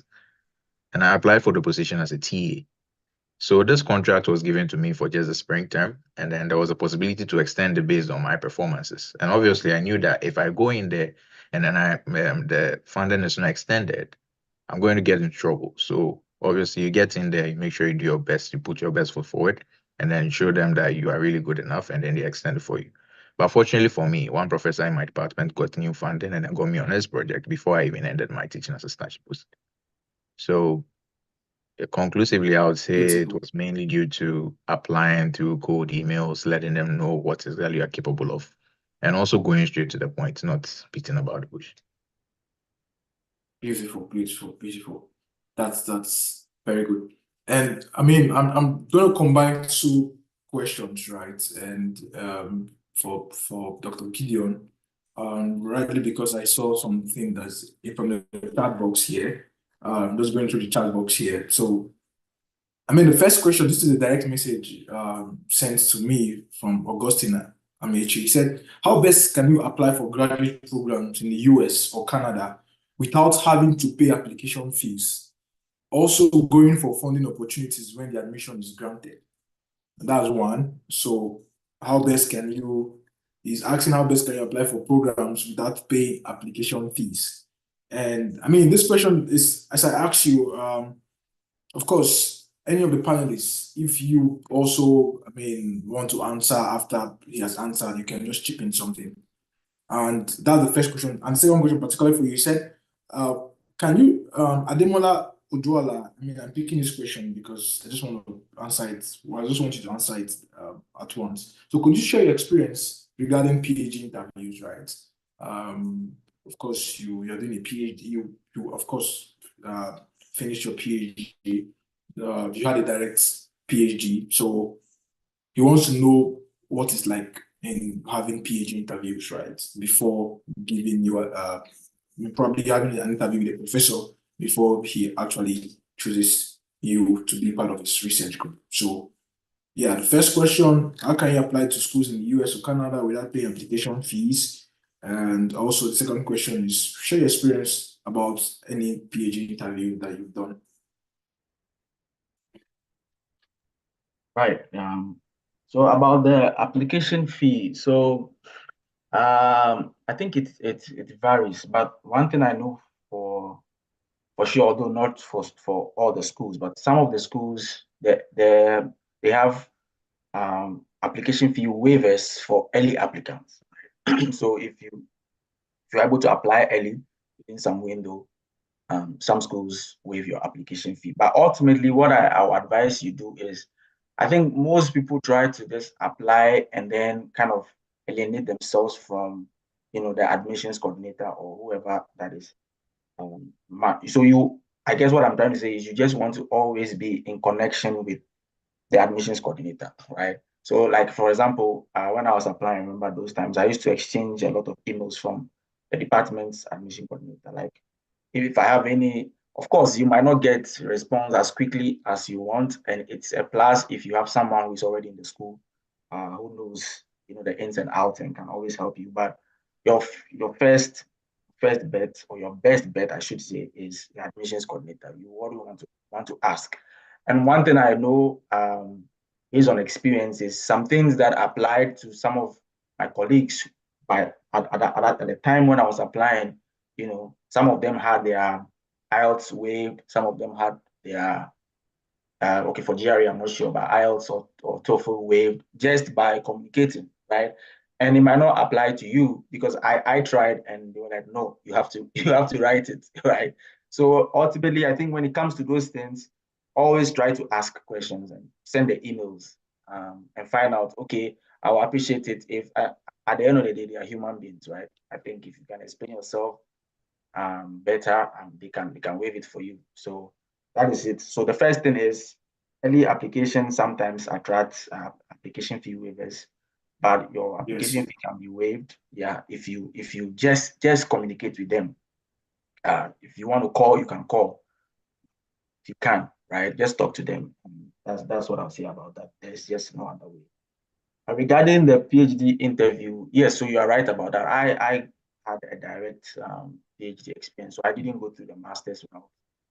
So, but even with that, I actually started with the master's before it changed to PhD, right? When I came, so again, I think it depends on situation to situation. But for my case, for the PhD interview, first of all, I think I saw another question where someone was asking about how to know a professor is in need of students. So I think my situation can help you.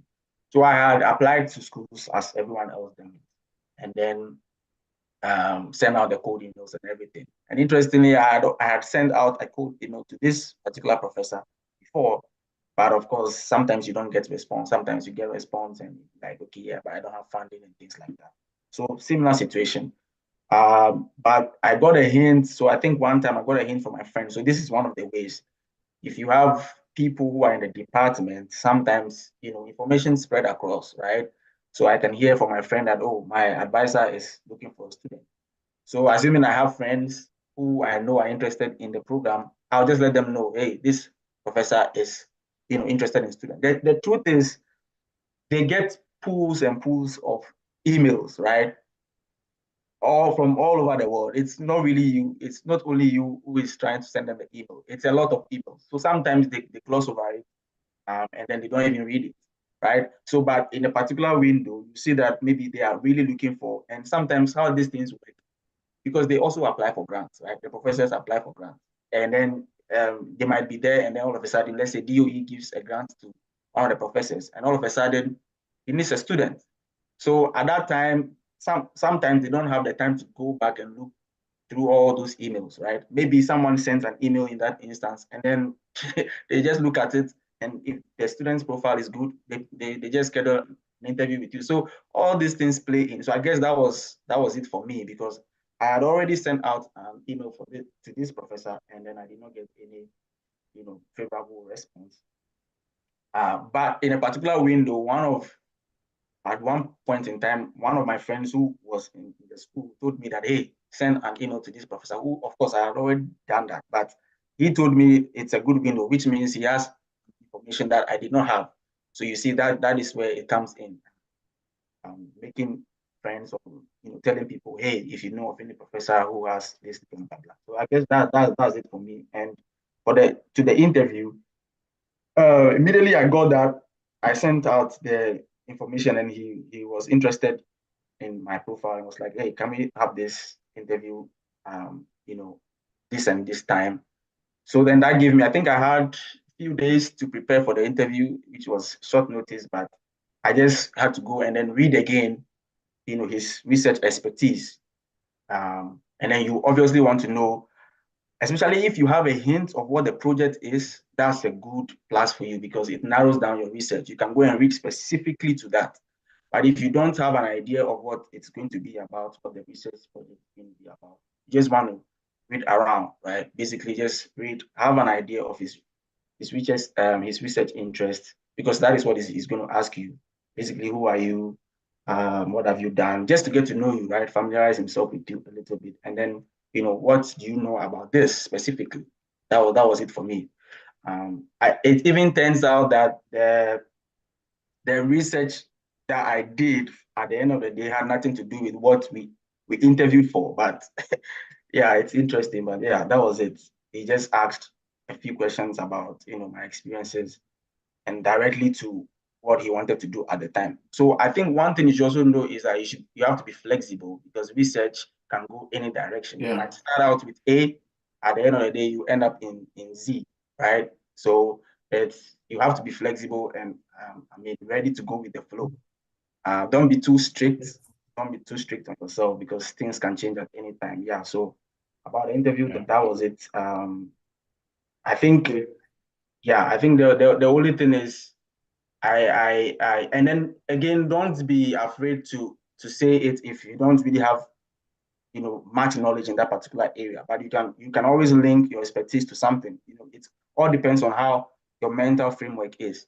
Don't just say that, oh, I don't know this and that is it. Like, that shouldn't be your approach. Okay, if you have just slight knowledge in something, let him know that, okay, you have slight knowledge in this, but you believe that, okay, you've worked in this area, and so this can also fit into this. Those kind of things, basically. Yeah, Thank you so much. Thank you for that. Yeah, I think it's well detailed for that. Chris Nova, you wanted to add something? Yeah, it's what I want to add is on the application fee waiver. One way you can get that is by attending information sessions, info sessions. Because for my school, I didn't pay application fees.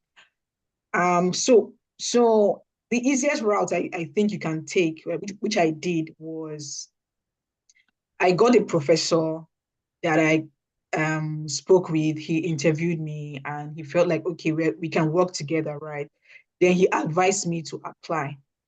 So, I was like, if I asked him for application fee, maybe like this is going to be too much. So I was kind of like shy, and I said, okay, I would apply, right? So then I went on LinkedIn, and I found someone in the school, and I just asked him like, oh, I want to apply to this school that you are in. And then he said, oh, like every Tuesdays or so, we have like an info session, and if you attend it, you can ask them for app fee. And I did. And when I attended, I asked the question like, oh, I really want to apply. Can I get an app fee? And they said, oh, we'll send you a code. And that's what I used. Also, there's another school as well that did the same thing. I attended the info session, and the professor was like, if you can complete all your application, and the only thing left for you is to pay the fee, just message me and I'll give you a waiver.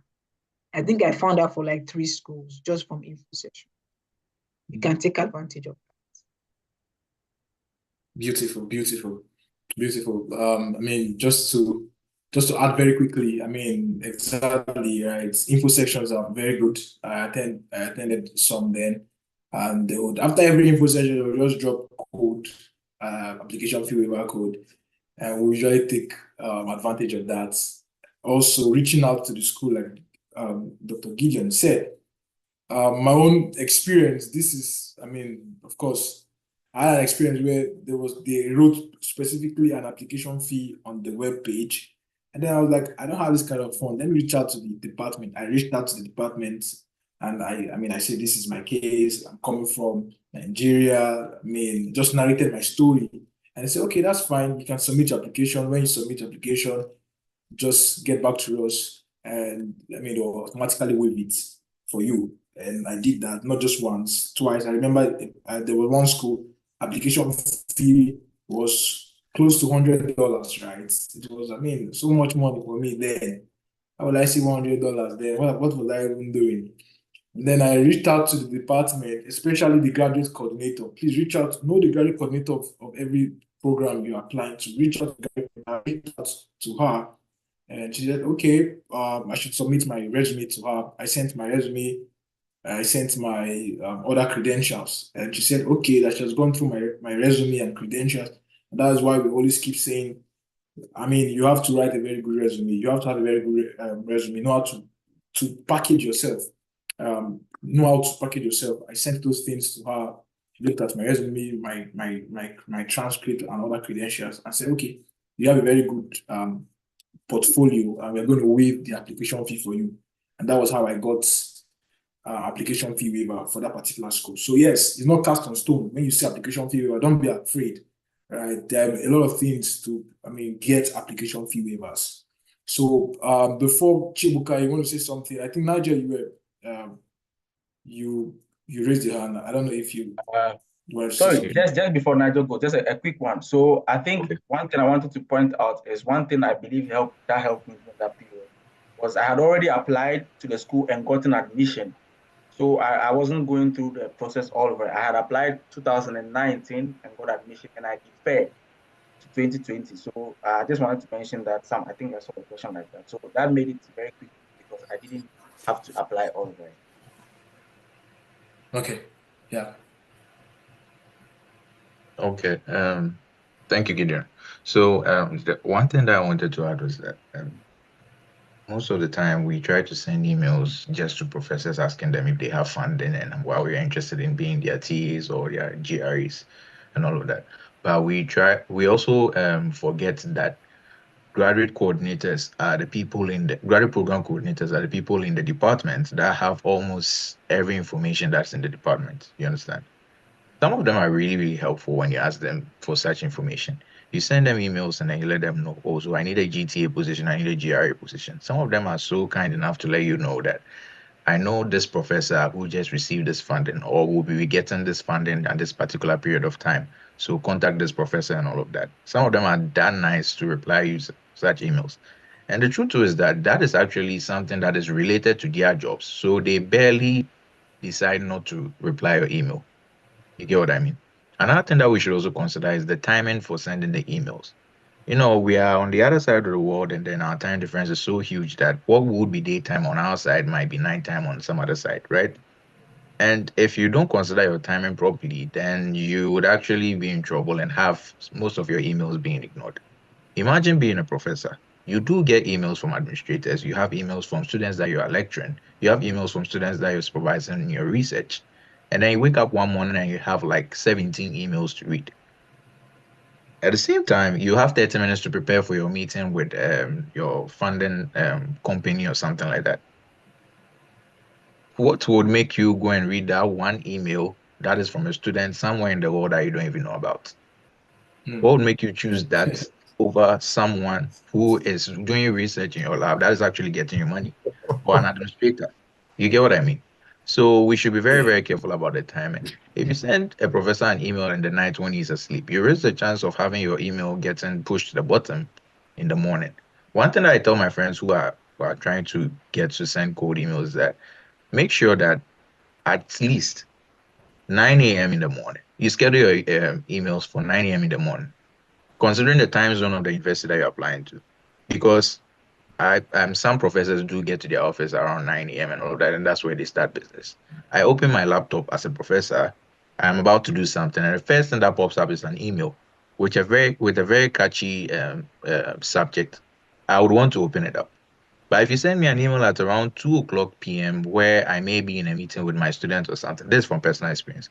I had a meeting with my supervisor. We're looking at something on his laptop, and I saw an email that popped up, an email notification that popped up saying graduate teaching, graduate research assistantship position. He just closed it because he was busy in a meeting. That is how we get our emails ignored. So let's consider the timing. And then let's also contact graduate program coordinators as well. I mean, this is a very important point, right? And it resonates to me as well. The timing is very important. I mean, like Nigel said, you have to have a time where you send emails, right? Be strategic, know their morning time when they're in the office, early morning. You send an email to them. I could still remember then I had like a timeline, a structural timeline on sending emails to professors, right? Each day. And what I even do my own self, I draft the email, and then there's this, I think Gmail gives you a feature to schedule when you can send the emails, right? So just draft your email. If you don't have time at a particular time, just draft it because of the time zone, schedule the time to send that email. And of course, because these professors, like Nadia said, they get lots and lots of email. Like I was speaking to a professor which day, and it was like, I mean, he had lots and lots of email, right? Sometimes he doesn't even know that someone, even his research team, I mean, it's that bad that a professor can even miss an email from the people in his group, right? Because he gets tons and tons of emails. So be very strategic on code emailing professors. This can, I mean, not be emphasized. Always contact the graduate school programs coordinator for that particular program. Again, what Nadia said is very correct. I can also share my experience with you that there was one particular school I was applying to. I reached out, I didn't even know any professor. I had to reach out to the graduate coordinator, the programs coordinator. And she explicitly told me that she was in charge of the email. She has access to the email of these professors. And so whenever you email them, she also sees the email. I mean, this was the first time I was hearing this, right? And it was very strange to me. And I mean, when I sent her the email, she told me that, yeah, she saw my email to a particular professor and that she handles anything regarding admissions, funding, and everything for a certain professor. So it's very, very important to get acquainted with the programs coordinator for each program. So yeah, Chibuka.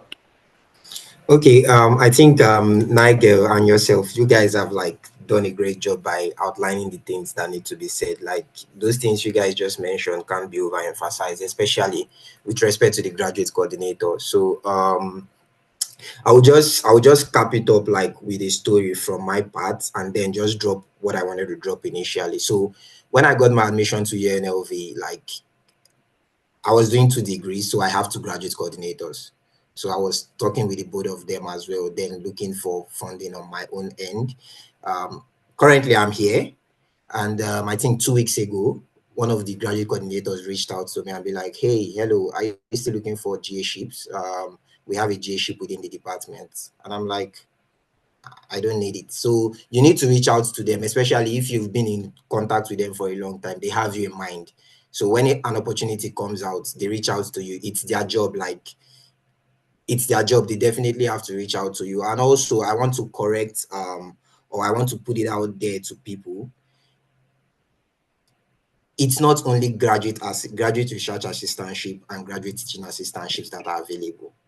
They are graduate administrative assistantship. You don't need to teach. I was going to ask you that question. Sorry, I was going to ask you that question now. I mean, because your story is very peculiar. He has a dual MSc, right? He's pursuing a dual MSc, an MBA, and an MSc in a particular program. So he's not on an RA or a TA, which is the 2 popular funding opportunities, right? So, I mean, just share your experience and tell us something regarding that area now.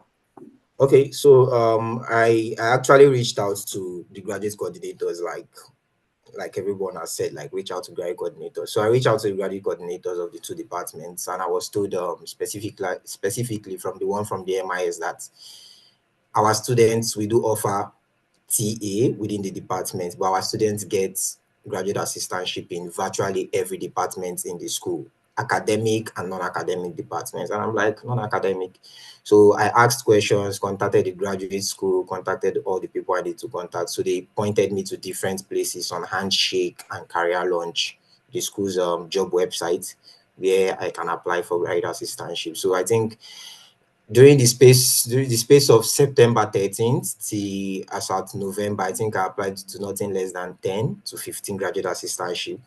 And I got interviewed for 2. The first one I didn't get in, and the second one I applied, and then I was interviewed and I got in. So currently I'm a graduate administrative assistantship. I don't teach, I don't do research. I just go to work, take phone calls, do some things, and then I get back home and my fees are being paid for and I get my stipend at the end of the month. So definitely there are lots of graduate administrative assistantship. You definitely just need to ask. Some schools offer it, some schools don't offer it. I think I've seen some schools that offer it, but the University of Nevada, Las Vegas actually does. So it's basically no research, no teaching, and definitely I'm so happy, like I don't have to deal with students and I don't have to deal with any professor or stuff like that because I didn't want to go into research. So if research is not your thing, there's still an option. There is what they call a graduate administrative assistantship. Yeah. Thank you so much for that. I mean, that is to say that, I mean, right from our first session yesterday, there are other means of getting funding aside the research assistantship, the teaching assistantship. And I mean, the administrative assistantship is one way to get assistantship position. Yeah, just because of time, I'm just going to go through the chat box and answer some few questions and then ask you guys some final questions. So someone is talking about financial challenges.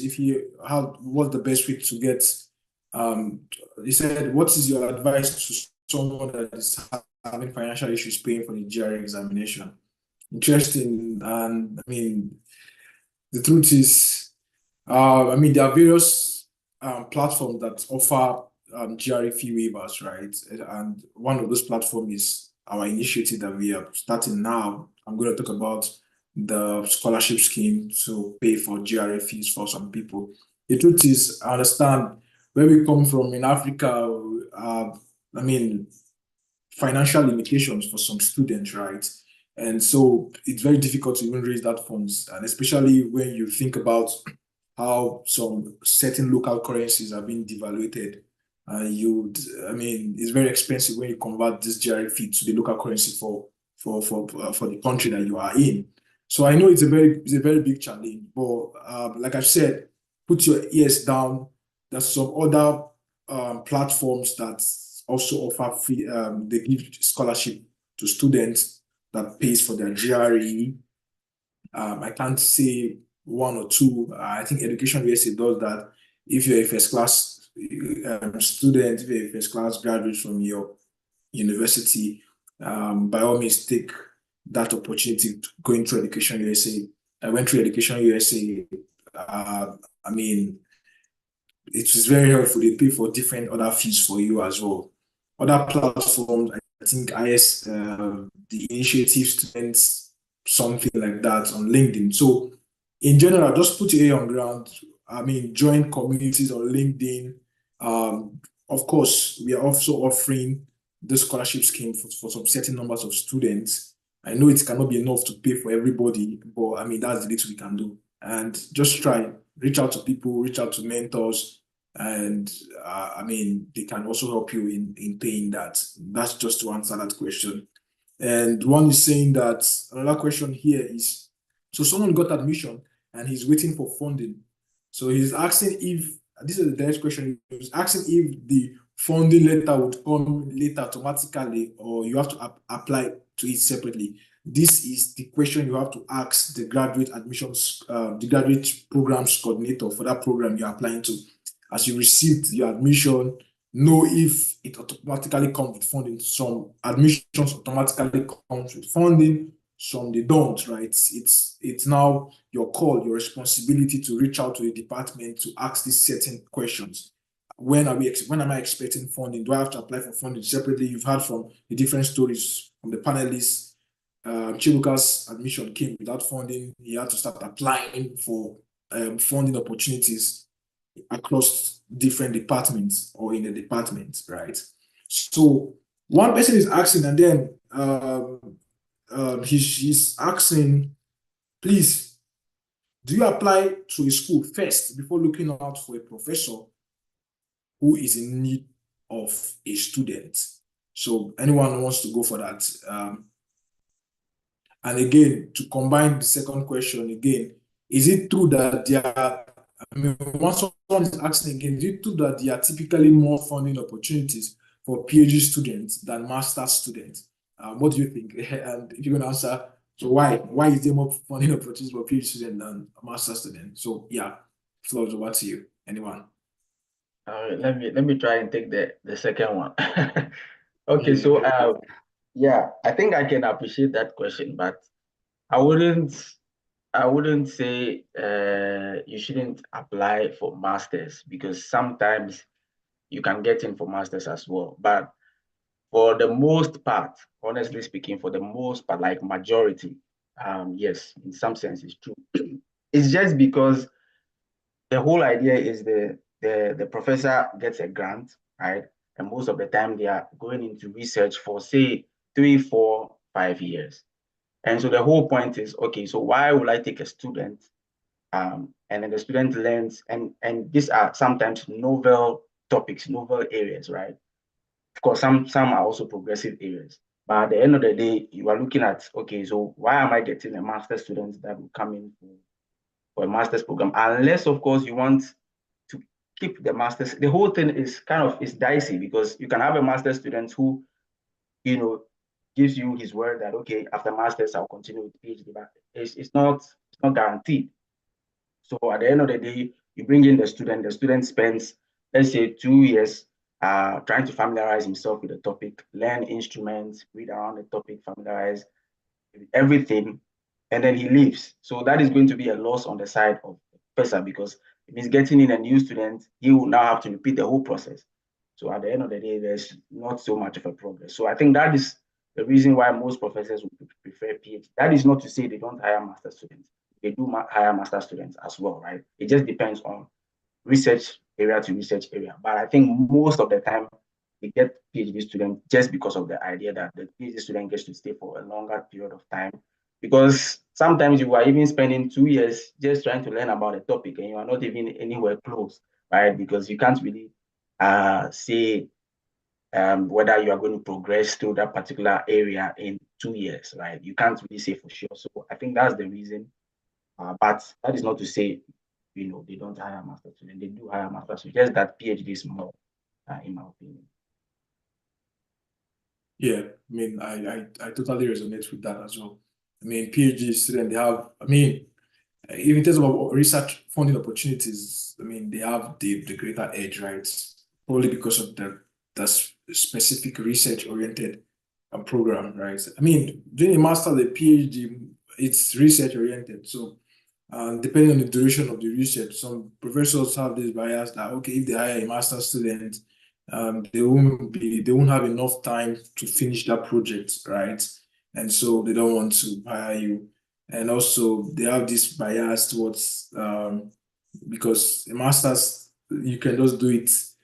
And some professors, they feel that if you doing a PhD, right, you probably must have done a master that gives you a level of experience. And some people, but some don't matter, like they take direct PhDs. Most schools take direct PhDs. So, but that is also one reason. And Nigel, yeah.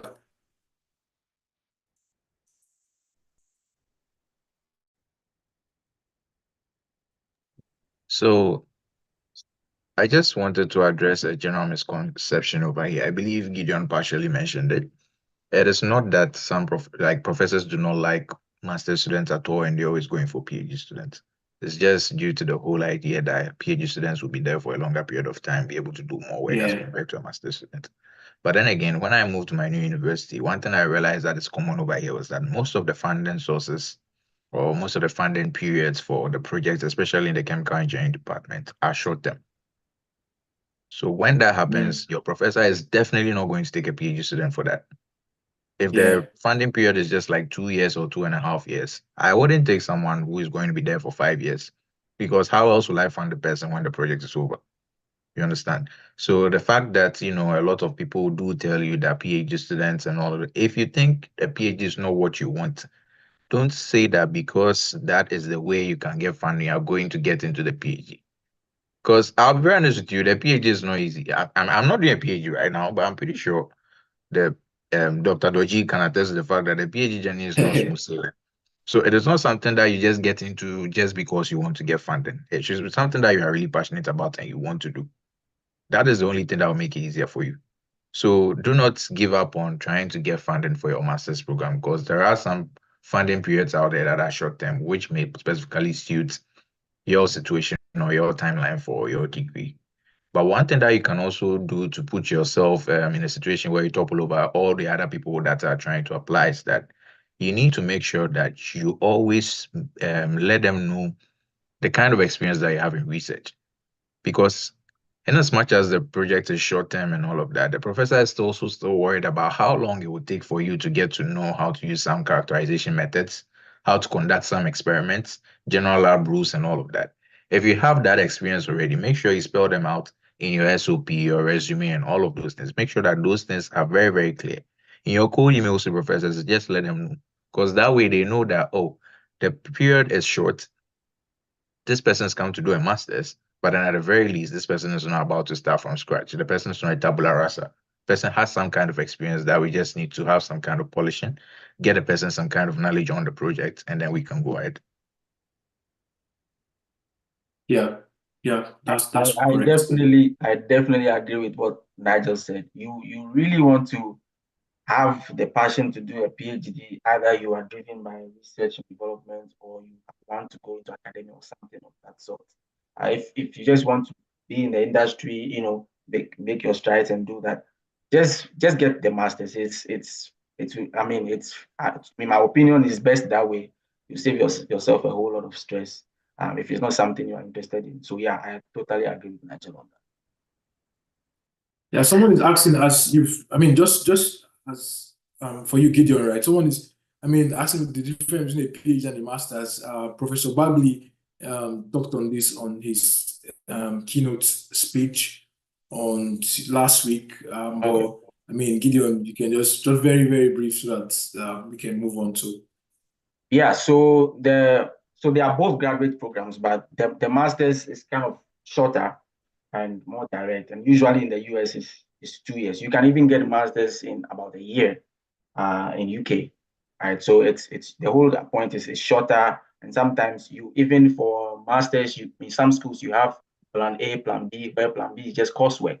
So you just do, it's like an advanced study coursework, and then you get a degree. That's it. But PhD is usually research driven, research focused, and it takes longer years. Now there's no fixed time for that. It hugely depends on your committee, your research committee, and then your advisor, hugely upon advisor and the project you want to achieve. Some people I've heard of some people doing PhD for 8 years, some even 10 years. I mean, it's hard to believe, but yes, it depends on your advisor. And some people also do it shortly.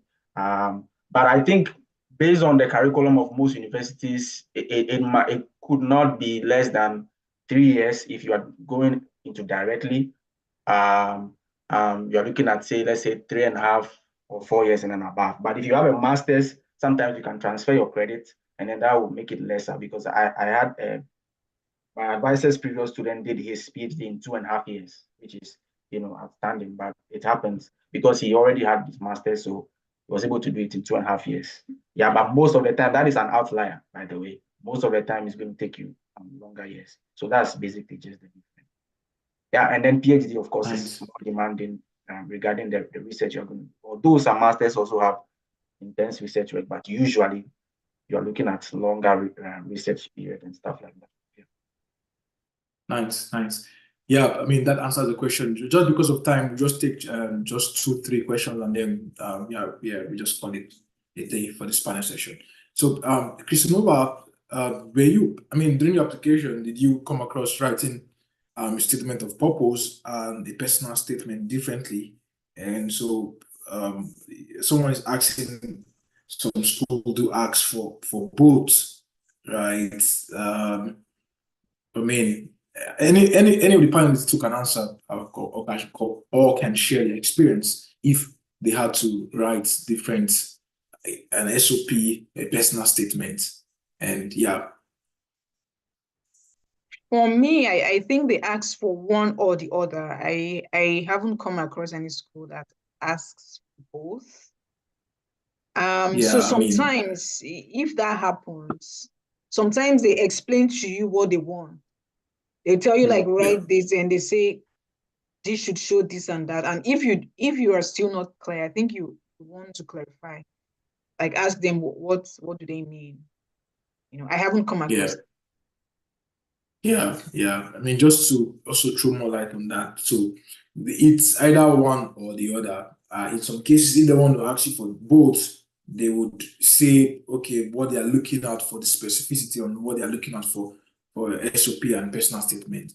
Most of the time, personal statement are really personal. Talk about yourself more, about your achievement and whatever. But SOP is the main deal. Like they want to get to know you, to get to know your background, your research interest, or you're applying for that particular program, what stands you out, and every other thing, right? But most of the time, they would give you specific criteria for writing an SOP or a personal statement.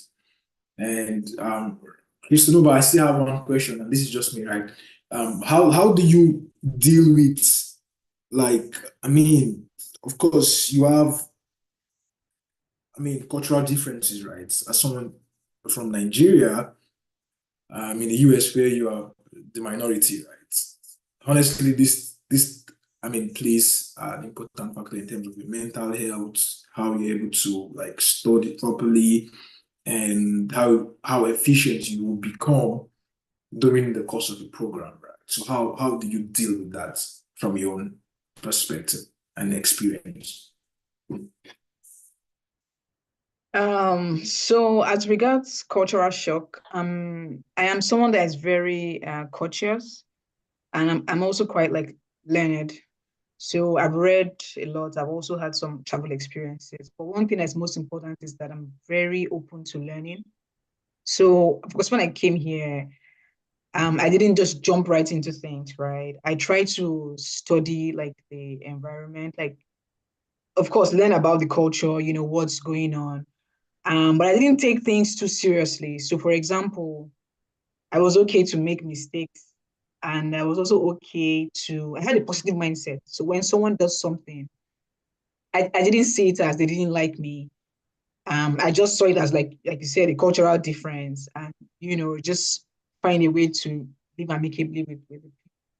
I will give a few examples. Of course, in Nigeria, we had like, for me personally, I had like this very distant professor-student relationship. I never ever went to my professor's office in Nigeria. Like, what am I looking for there? But here it was always like, oh, you need to come for office hours. You need to come and have this if you don't understand something. It was very, very, very, very difficult for me. But I'm not so good at it. But right now, I'm actually trying. Another thing was like calling professors by their first names, or like John, Peter, those kind of things.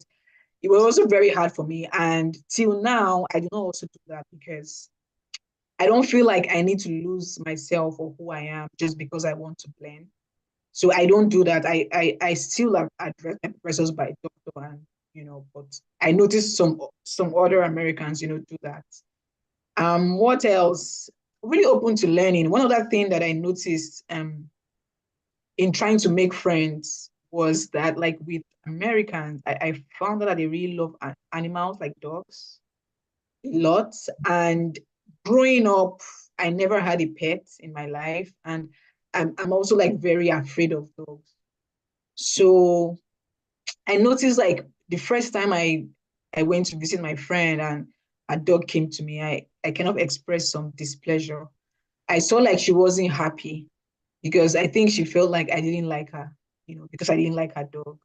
That was like surprising for me. And so I said, okay, I would give it a try. And I told her it was okay. And I mean, I learned to play with dogs. And, I mean, it was okay. So just like being open to learning, don't lose who you are. I mean, just take the good things. The important thing is to be able to live amicably, and to make friends. Yeah, that's what I would say, but I wouldn't change who I am. And one more thing, also be very mindful of language. Be very, very mindful of language, because before, I mean, I didn't know I was Black in Nigeria. I'm Black, but I didn't know I was Black, like being referred to as Black. So people find it offensive, like if you say like you're Black or you're white. For me, I see it as like a way to describe, someone. But one time I described my friend as white and she was not happy. I was just surprised. Like, I mean, if you call me Black, I wouldn't be offended, but she was not happy that I called her white. I mean, these things, just to be like really aware of your use of language, and don't say things that can offend someone. And if you do and you find some displeasure, just say like, oh, I'm sorry, I didn't mean it. It's just like, I'm trying to learn. Really. I think that's what I have to say on, culture shocks, adaptation. Yeah, thank you so much. I mean, it's very, very important, especially like, I mean, from our first session that we had, you just have to also know what part of the US you're going to, right? Some places are predominantly white. You have very, very few Blacks, right? And so it's very important to also know the environment. And like you said, I mean, you have to adapt, right, with time. And there's some certain things that they do that you don't have to change who you are to please anyone, right? The beauty of being who you are is the fact that you are unique. Everyone is unique. So don't try to probably change who you are, try to accommodate some certain things that are against your faith, your religion, and also your principle in life, right? So I just have one final question for Dr. Gideon, and then we would call it a wrap. I'll just get the final word from everyone. And so, yeah, so what about, talk us through about career opportunities here, right? One, I mean, people would want to study, come to the US to study, but believe me, after studies, what next, right? You are creating opportunities for yourself, for your family, and for any other person. So as someone that has gone through this process, and of course you're done with your program now, and so what are the types of career opportunities that are available for people, students, international students in the US? Yeah, okay, yeah, that's a good question. So in terms of career, again, that would depend on whether PhD or master's, because for the most part, PhD, most of the opportunities you have would be in research and development, because that is what the PhD is about in the first place. And this is a little bit dicey also, because once you show that, okay, you've had PhD in this field, then it's expected that what you are going to be contributing there is research and development. So it becomes a little difficult if now you want to go into the field. Like, for example, if you're an engineer and now you want to maybe become a reservoir engineer, drilling engineer, go into that engineering, it becomes a little difficult. Unless, of course, you can show vast experience in that field, that, okay, you've done a lot of practical, because most of the industries are into experience in the job. You'll be surprised, they're not just going to take you because you have PhD. They might even consider someone with very good resume, which details their experiences over you, because what you are perceived as here in this context is that you have research experience, right? Research development. And that is not bad, but I'm just saying you should know what you want and what you're going in for. If it's you want to work in the industry, there are loads of opportunities that you can do that. But if PhD, which is research and development, is what you are interested in, then you want to look at that. Another thing is PhD also comes with academia. So again, I would not say you should finish before you start thinking about it. Although sometimes you are torn in between so many ideas, but make sure you have a fair idea of what exactly you want to do. At least when you are getting to the end of your PhD journey, you want to know whether you want to go into academia or industry, right? Because the approach is different. And then you want to make sure you are, if it's academia, you are tailoring your experiences in that direction, right? Your academic CV is way different from, industry CV. So in terms of the opportunities are there, but I think one of the setbacks that we find for international students is the issue of sponsorship.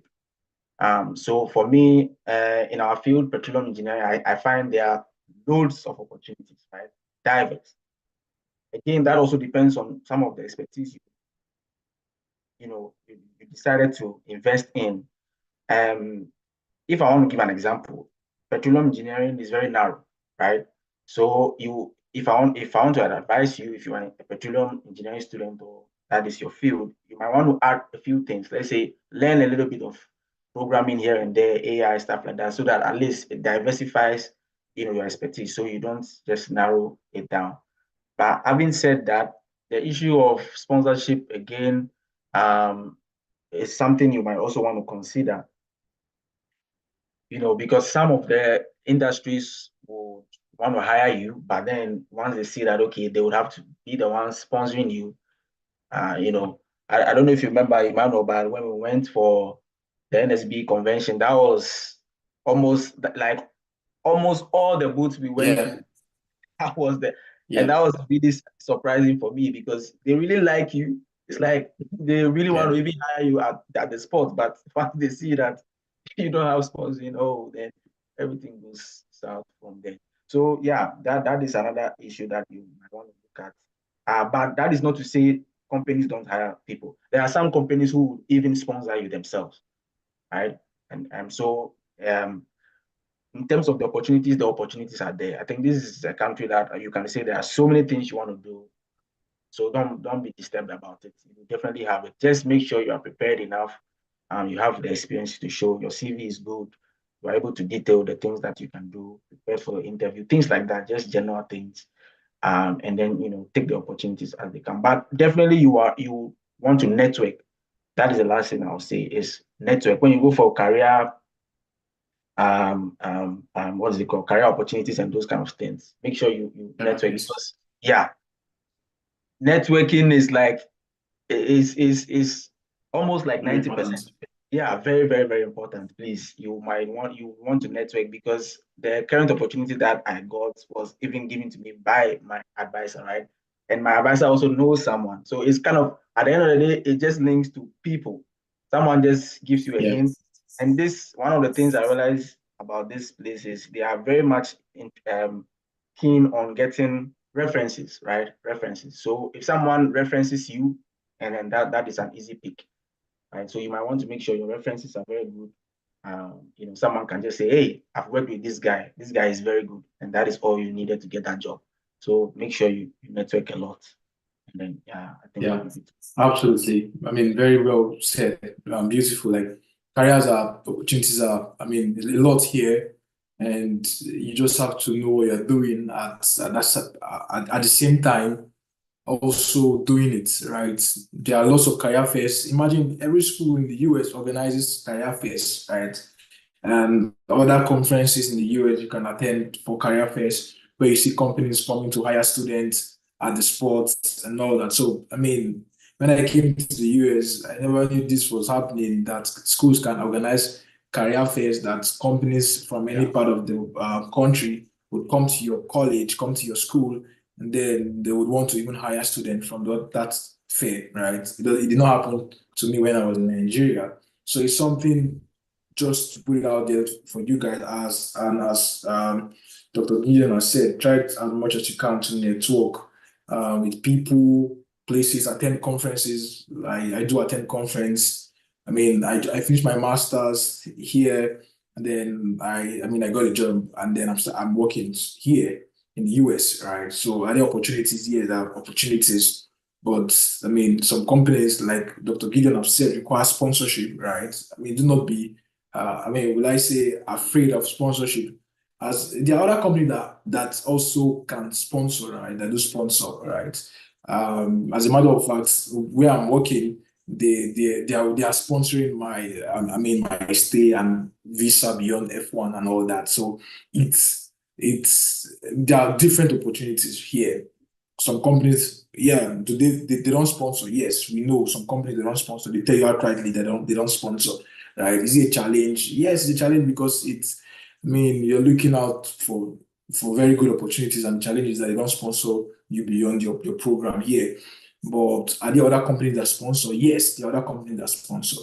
What would you do if you don't get sponsorship? Like yesterday, we talked about this. The immigration officer, Abby and Maria talked about this a whole lot yesterday. If you're not in our session yesterday, you have to go back and also listen to the recording, right? As students, you have what we call the CPT and the OPT program that can enable you to stay in the US beyond your program for a certain period of years.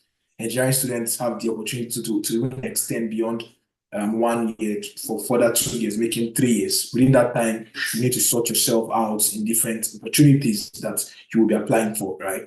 So there are very, very much enormous opportunity, and yeah, and that's that for that. So thank you so much, Dr. Gideon, Christinova.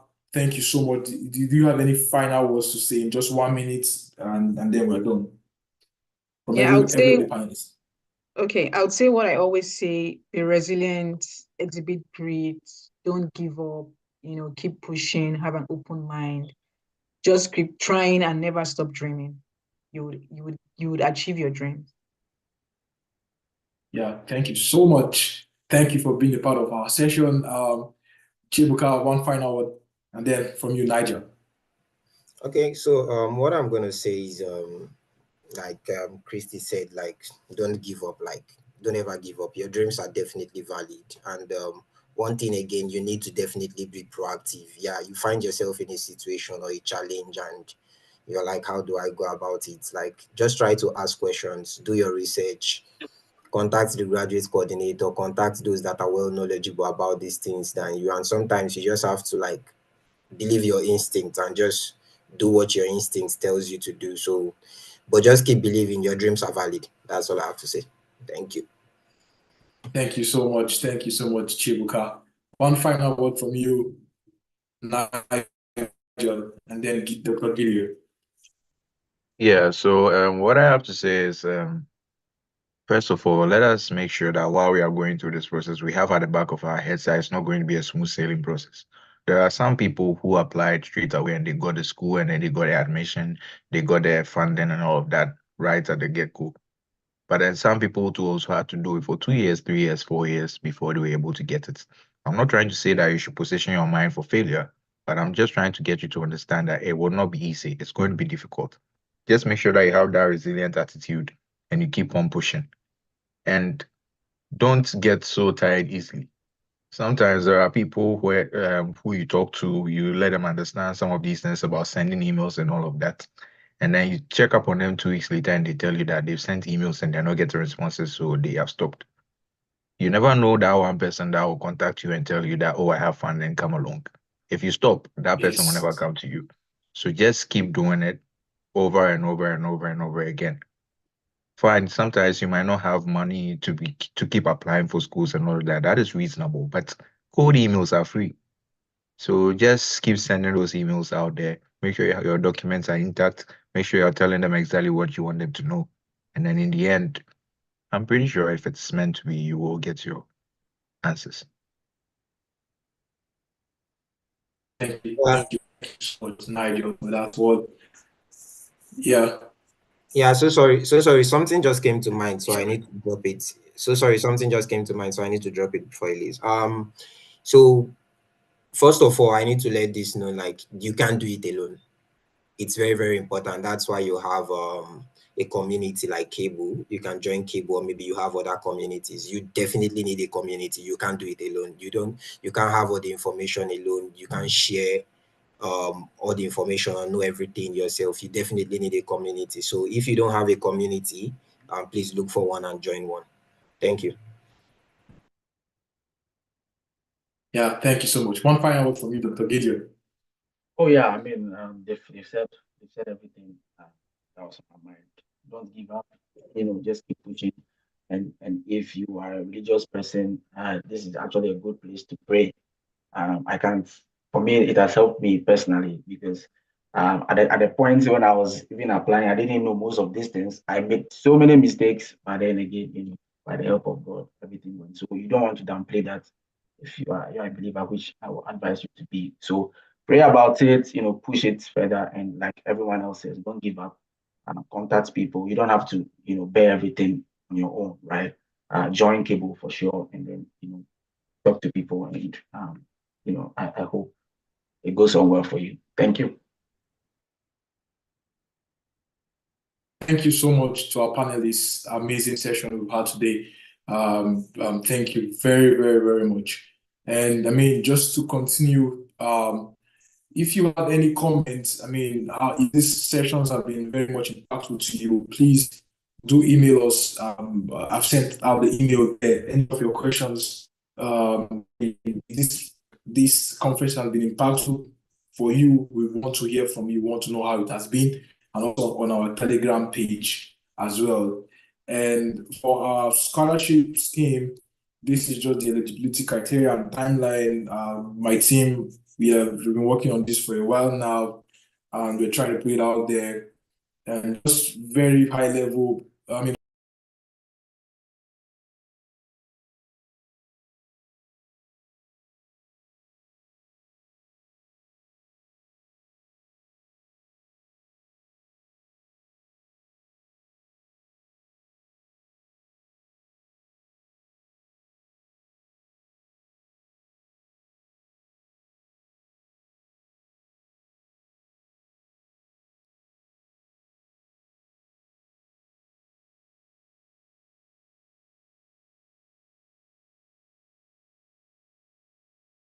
sorry, please you can hear me. Yeah, we can hear you. All right. Yeah. Sorry. I was trying to share my screen. Yeah. So just hold on for just one second, and then I share my screen to you guys. So yeah, we have our eligibility criteria for our scholarship, right? And this is on your screen here. We have it here listed out. We are going to send this across on the group chat, right? And also put it out there when we come live, because we want a platform where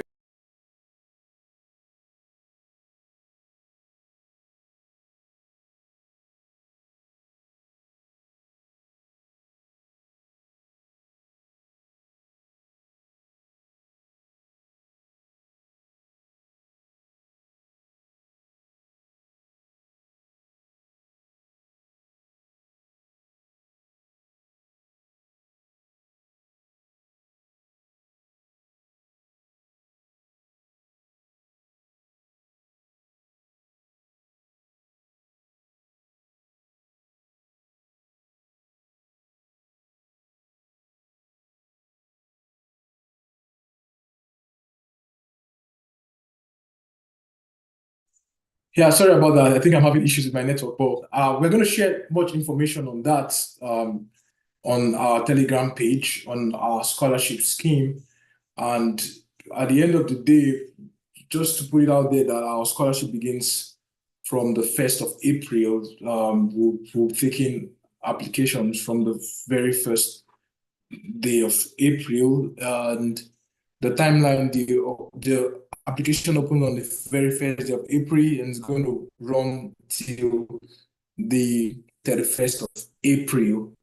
And so the review period is between the 1st of May to the 15th of May. Interviews, shortlisted candidates would have the opportunity to be interviewed between the 1st of May to the 15th of May, and the scholarship will be announced on the 20th of May. And before the very first day of June, every of the scholarship funds would have been disbursed to the 10 selected candidates for to pay for their GR exams. So I just want to appreciate everybody that has been here with us from the very first day till this day. I want to thank all our speakers from the first day, very first day, even if they are not here with us. It's something that gladdens my heart that we've been able to do. And please, like Chibuka said, always stay connected. Join the Telegram page, work together as a group. I remember I can still tell my colleagues that I worked together with during the time I was applying for my program. We work together. It's not something that you can do on your own. It can become overwhelming at a particular point in time. So keep at it. That's resilient spirit. As you've heard from Christinova, keep doing it. I mean, some things you don't pay for it. Code emailing, you don't pay for it. Keep doing it as Nigel has said, right? And I mean, most importantly, always commit everything to God. If you're a firm believer in God, I would always tell you to always commit it to God, right? The race is not to the swift, neither is the battle to someone that has strength, right? There's that God factor. There's that God factor. So please, and that's the essence of having your faith rooted, right? So please know that you're not alone in this. Everybody is doing it as you're doing it. You're making effort as well. You're not seeing the progress, but just keep at it, keep at it. And at the end of the day, you one day share your success story. And I mean, we're just going to take like a very group photograph, and then we'll call it a day. Please, for those that won our icebreaker session for the first and second day, that email address that I sent on the chat box, please forward your account details, and we're going to send you the incentives before the end of today. So thank you so much. I'm just going to take a brief photo. If you have the opportunity to turn on your camera, this will be a very good time, so we can just take that, just to give people the opportunity to do that. Someone is saying the Telegram group isn't opening up. I'm going to send that Telegram group to you again before the end of. But I mean, if by any chance you cannot access the Telegram group, just send an email to that mail that I sent on the group, and then I'll be able to. My team will be able to reach out across to you. Vivian, she's there, and some other guys will be able to reach across to you. So, all right, guys, just in 3. How do I take just. So Emmanuel, I saw a complaint from some persons. They said that the host blocked them from their camera. Can you check for that? No, but can you confirm that I can see some people's video? Yeah, I don't think the meeting setting allowed that. So I think probably it's from their own, the issues from them. So all right, guys, in 3, 2, please turn on your cameras, so we can just take photos, and yes, one, then second one.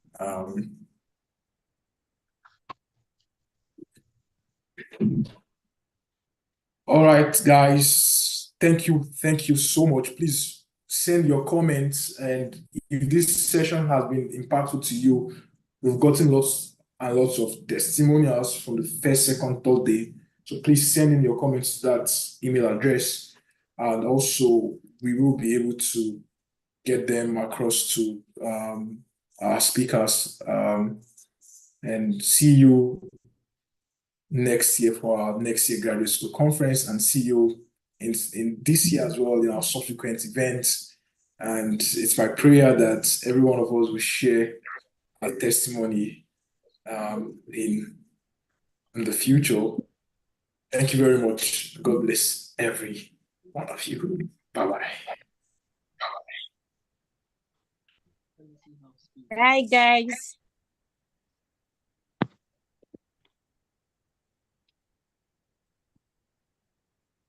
Twenty 21, 22, 21, 20.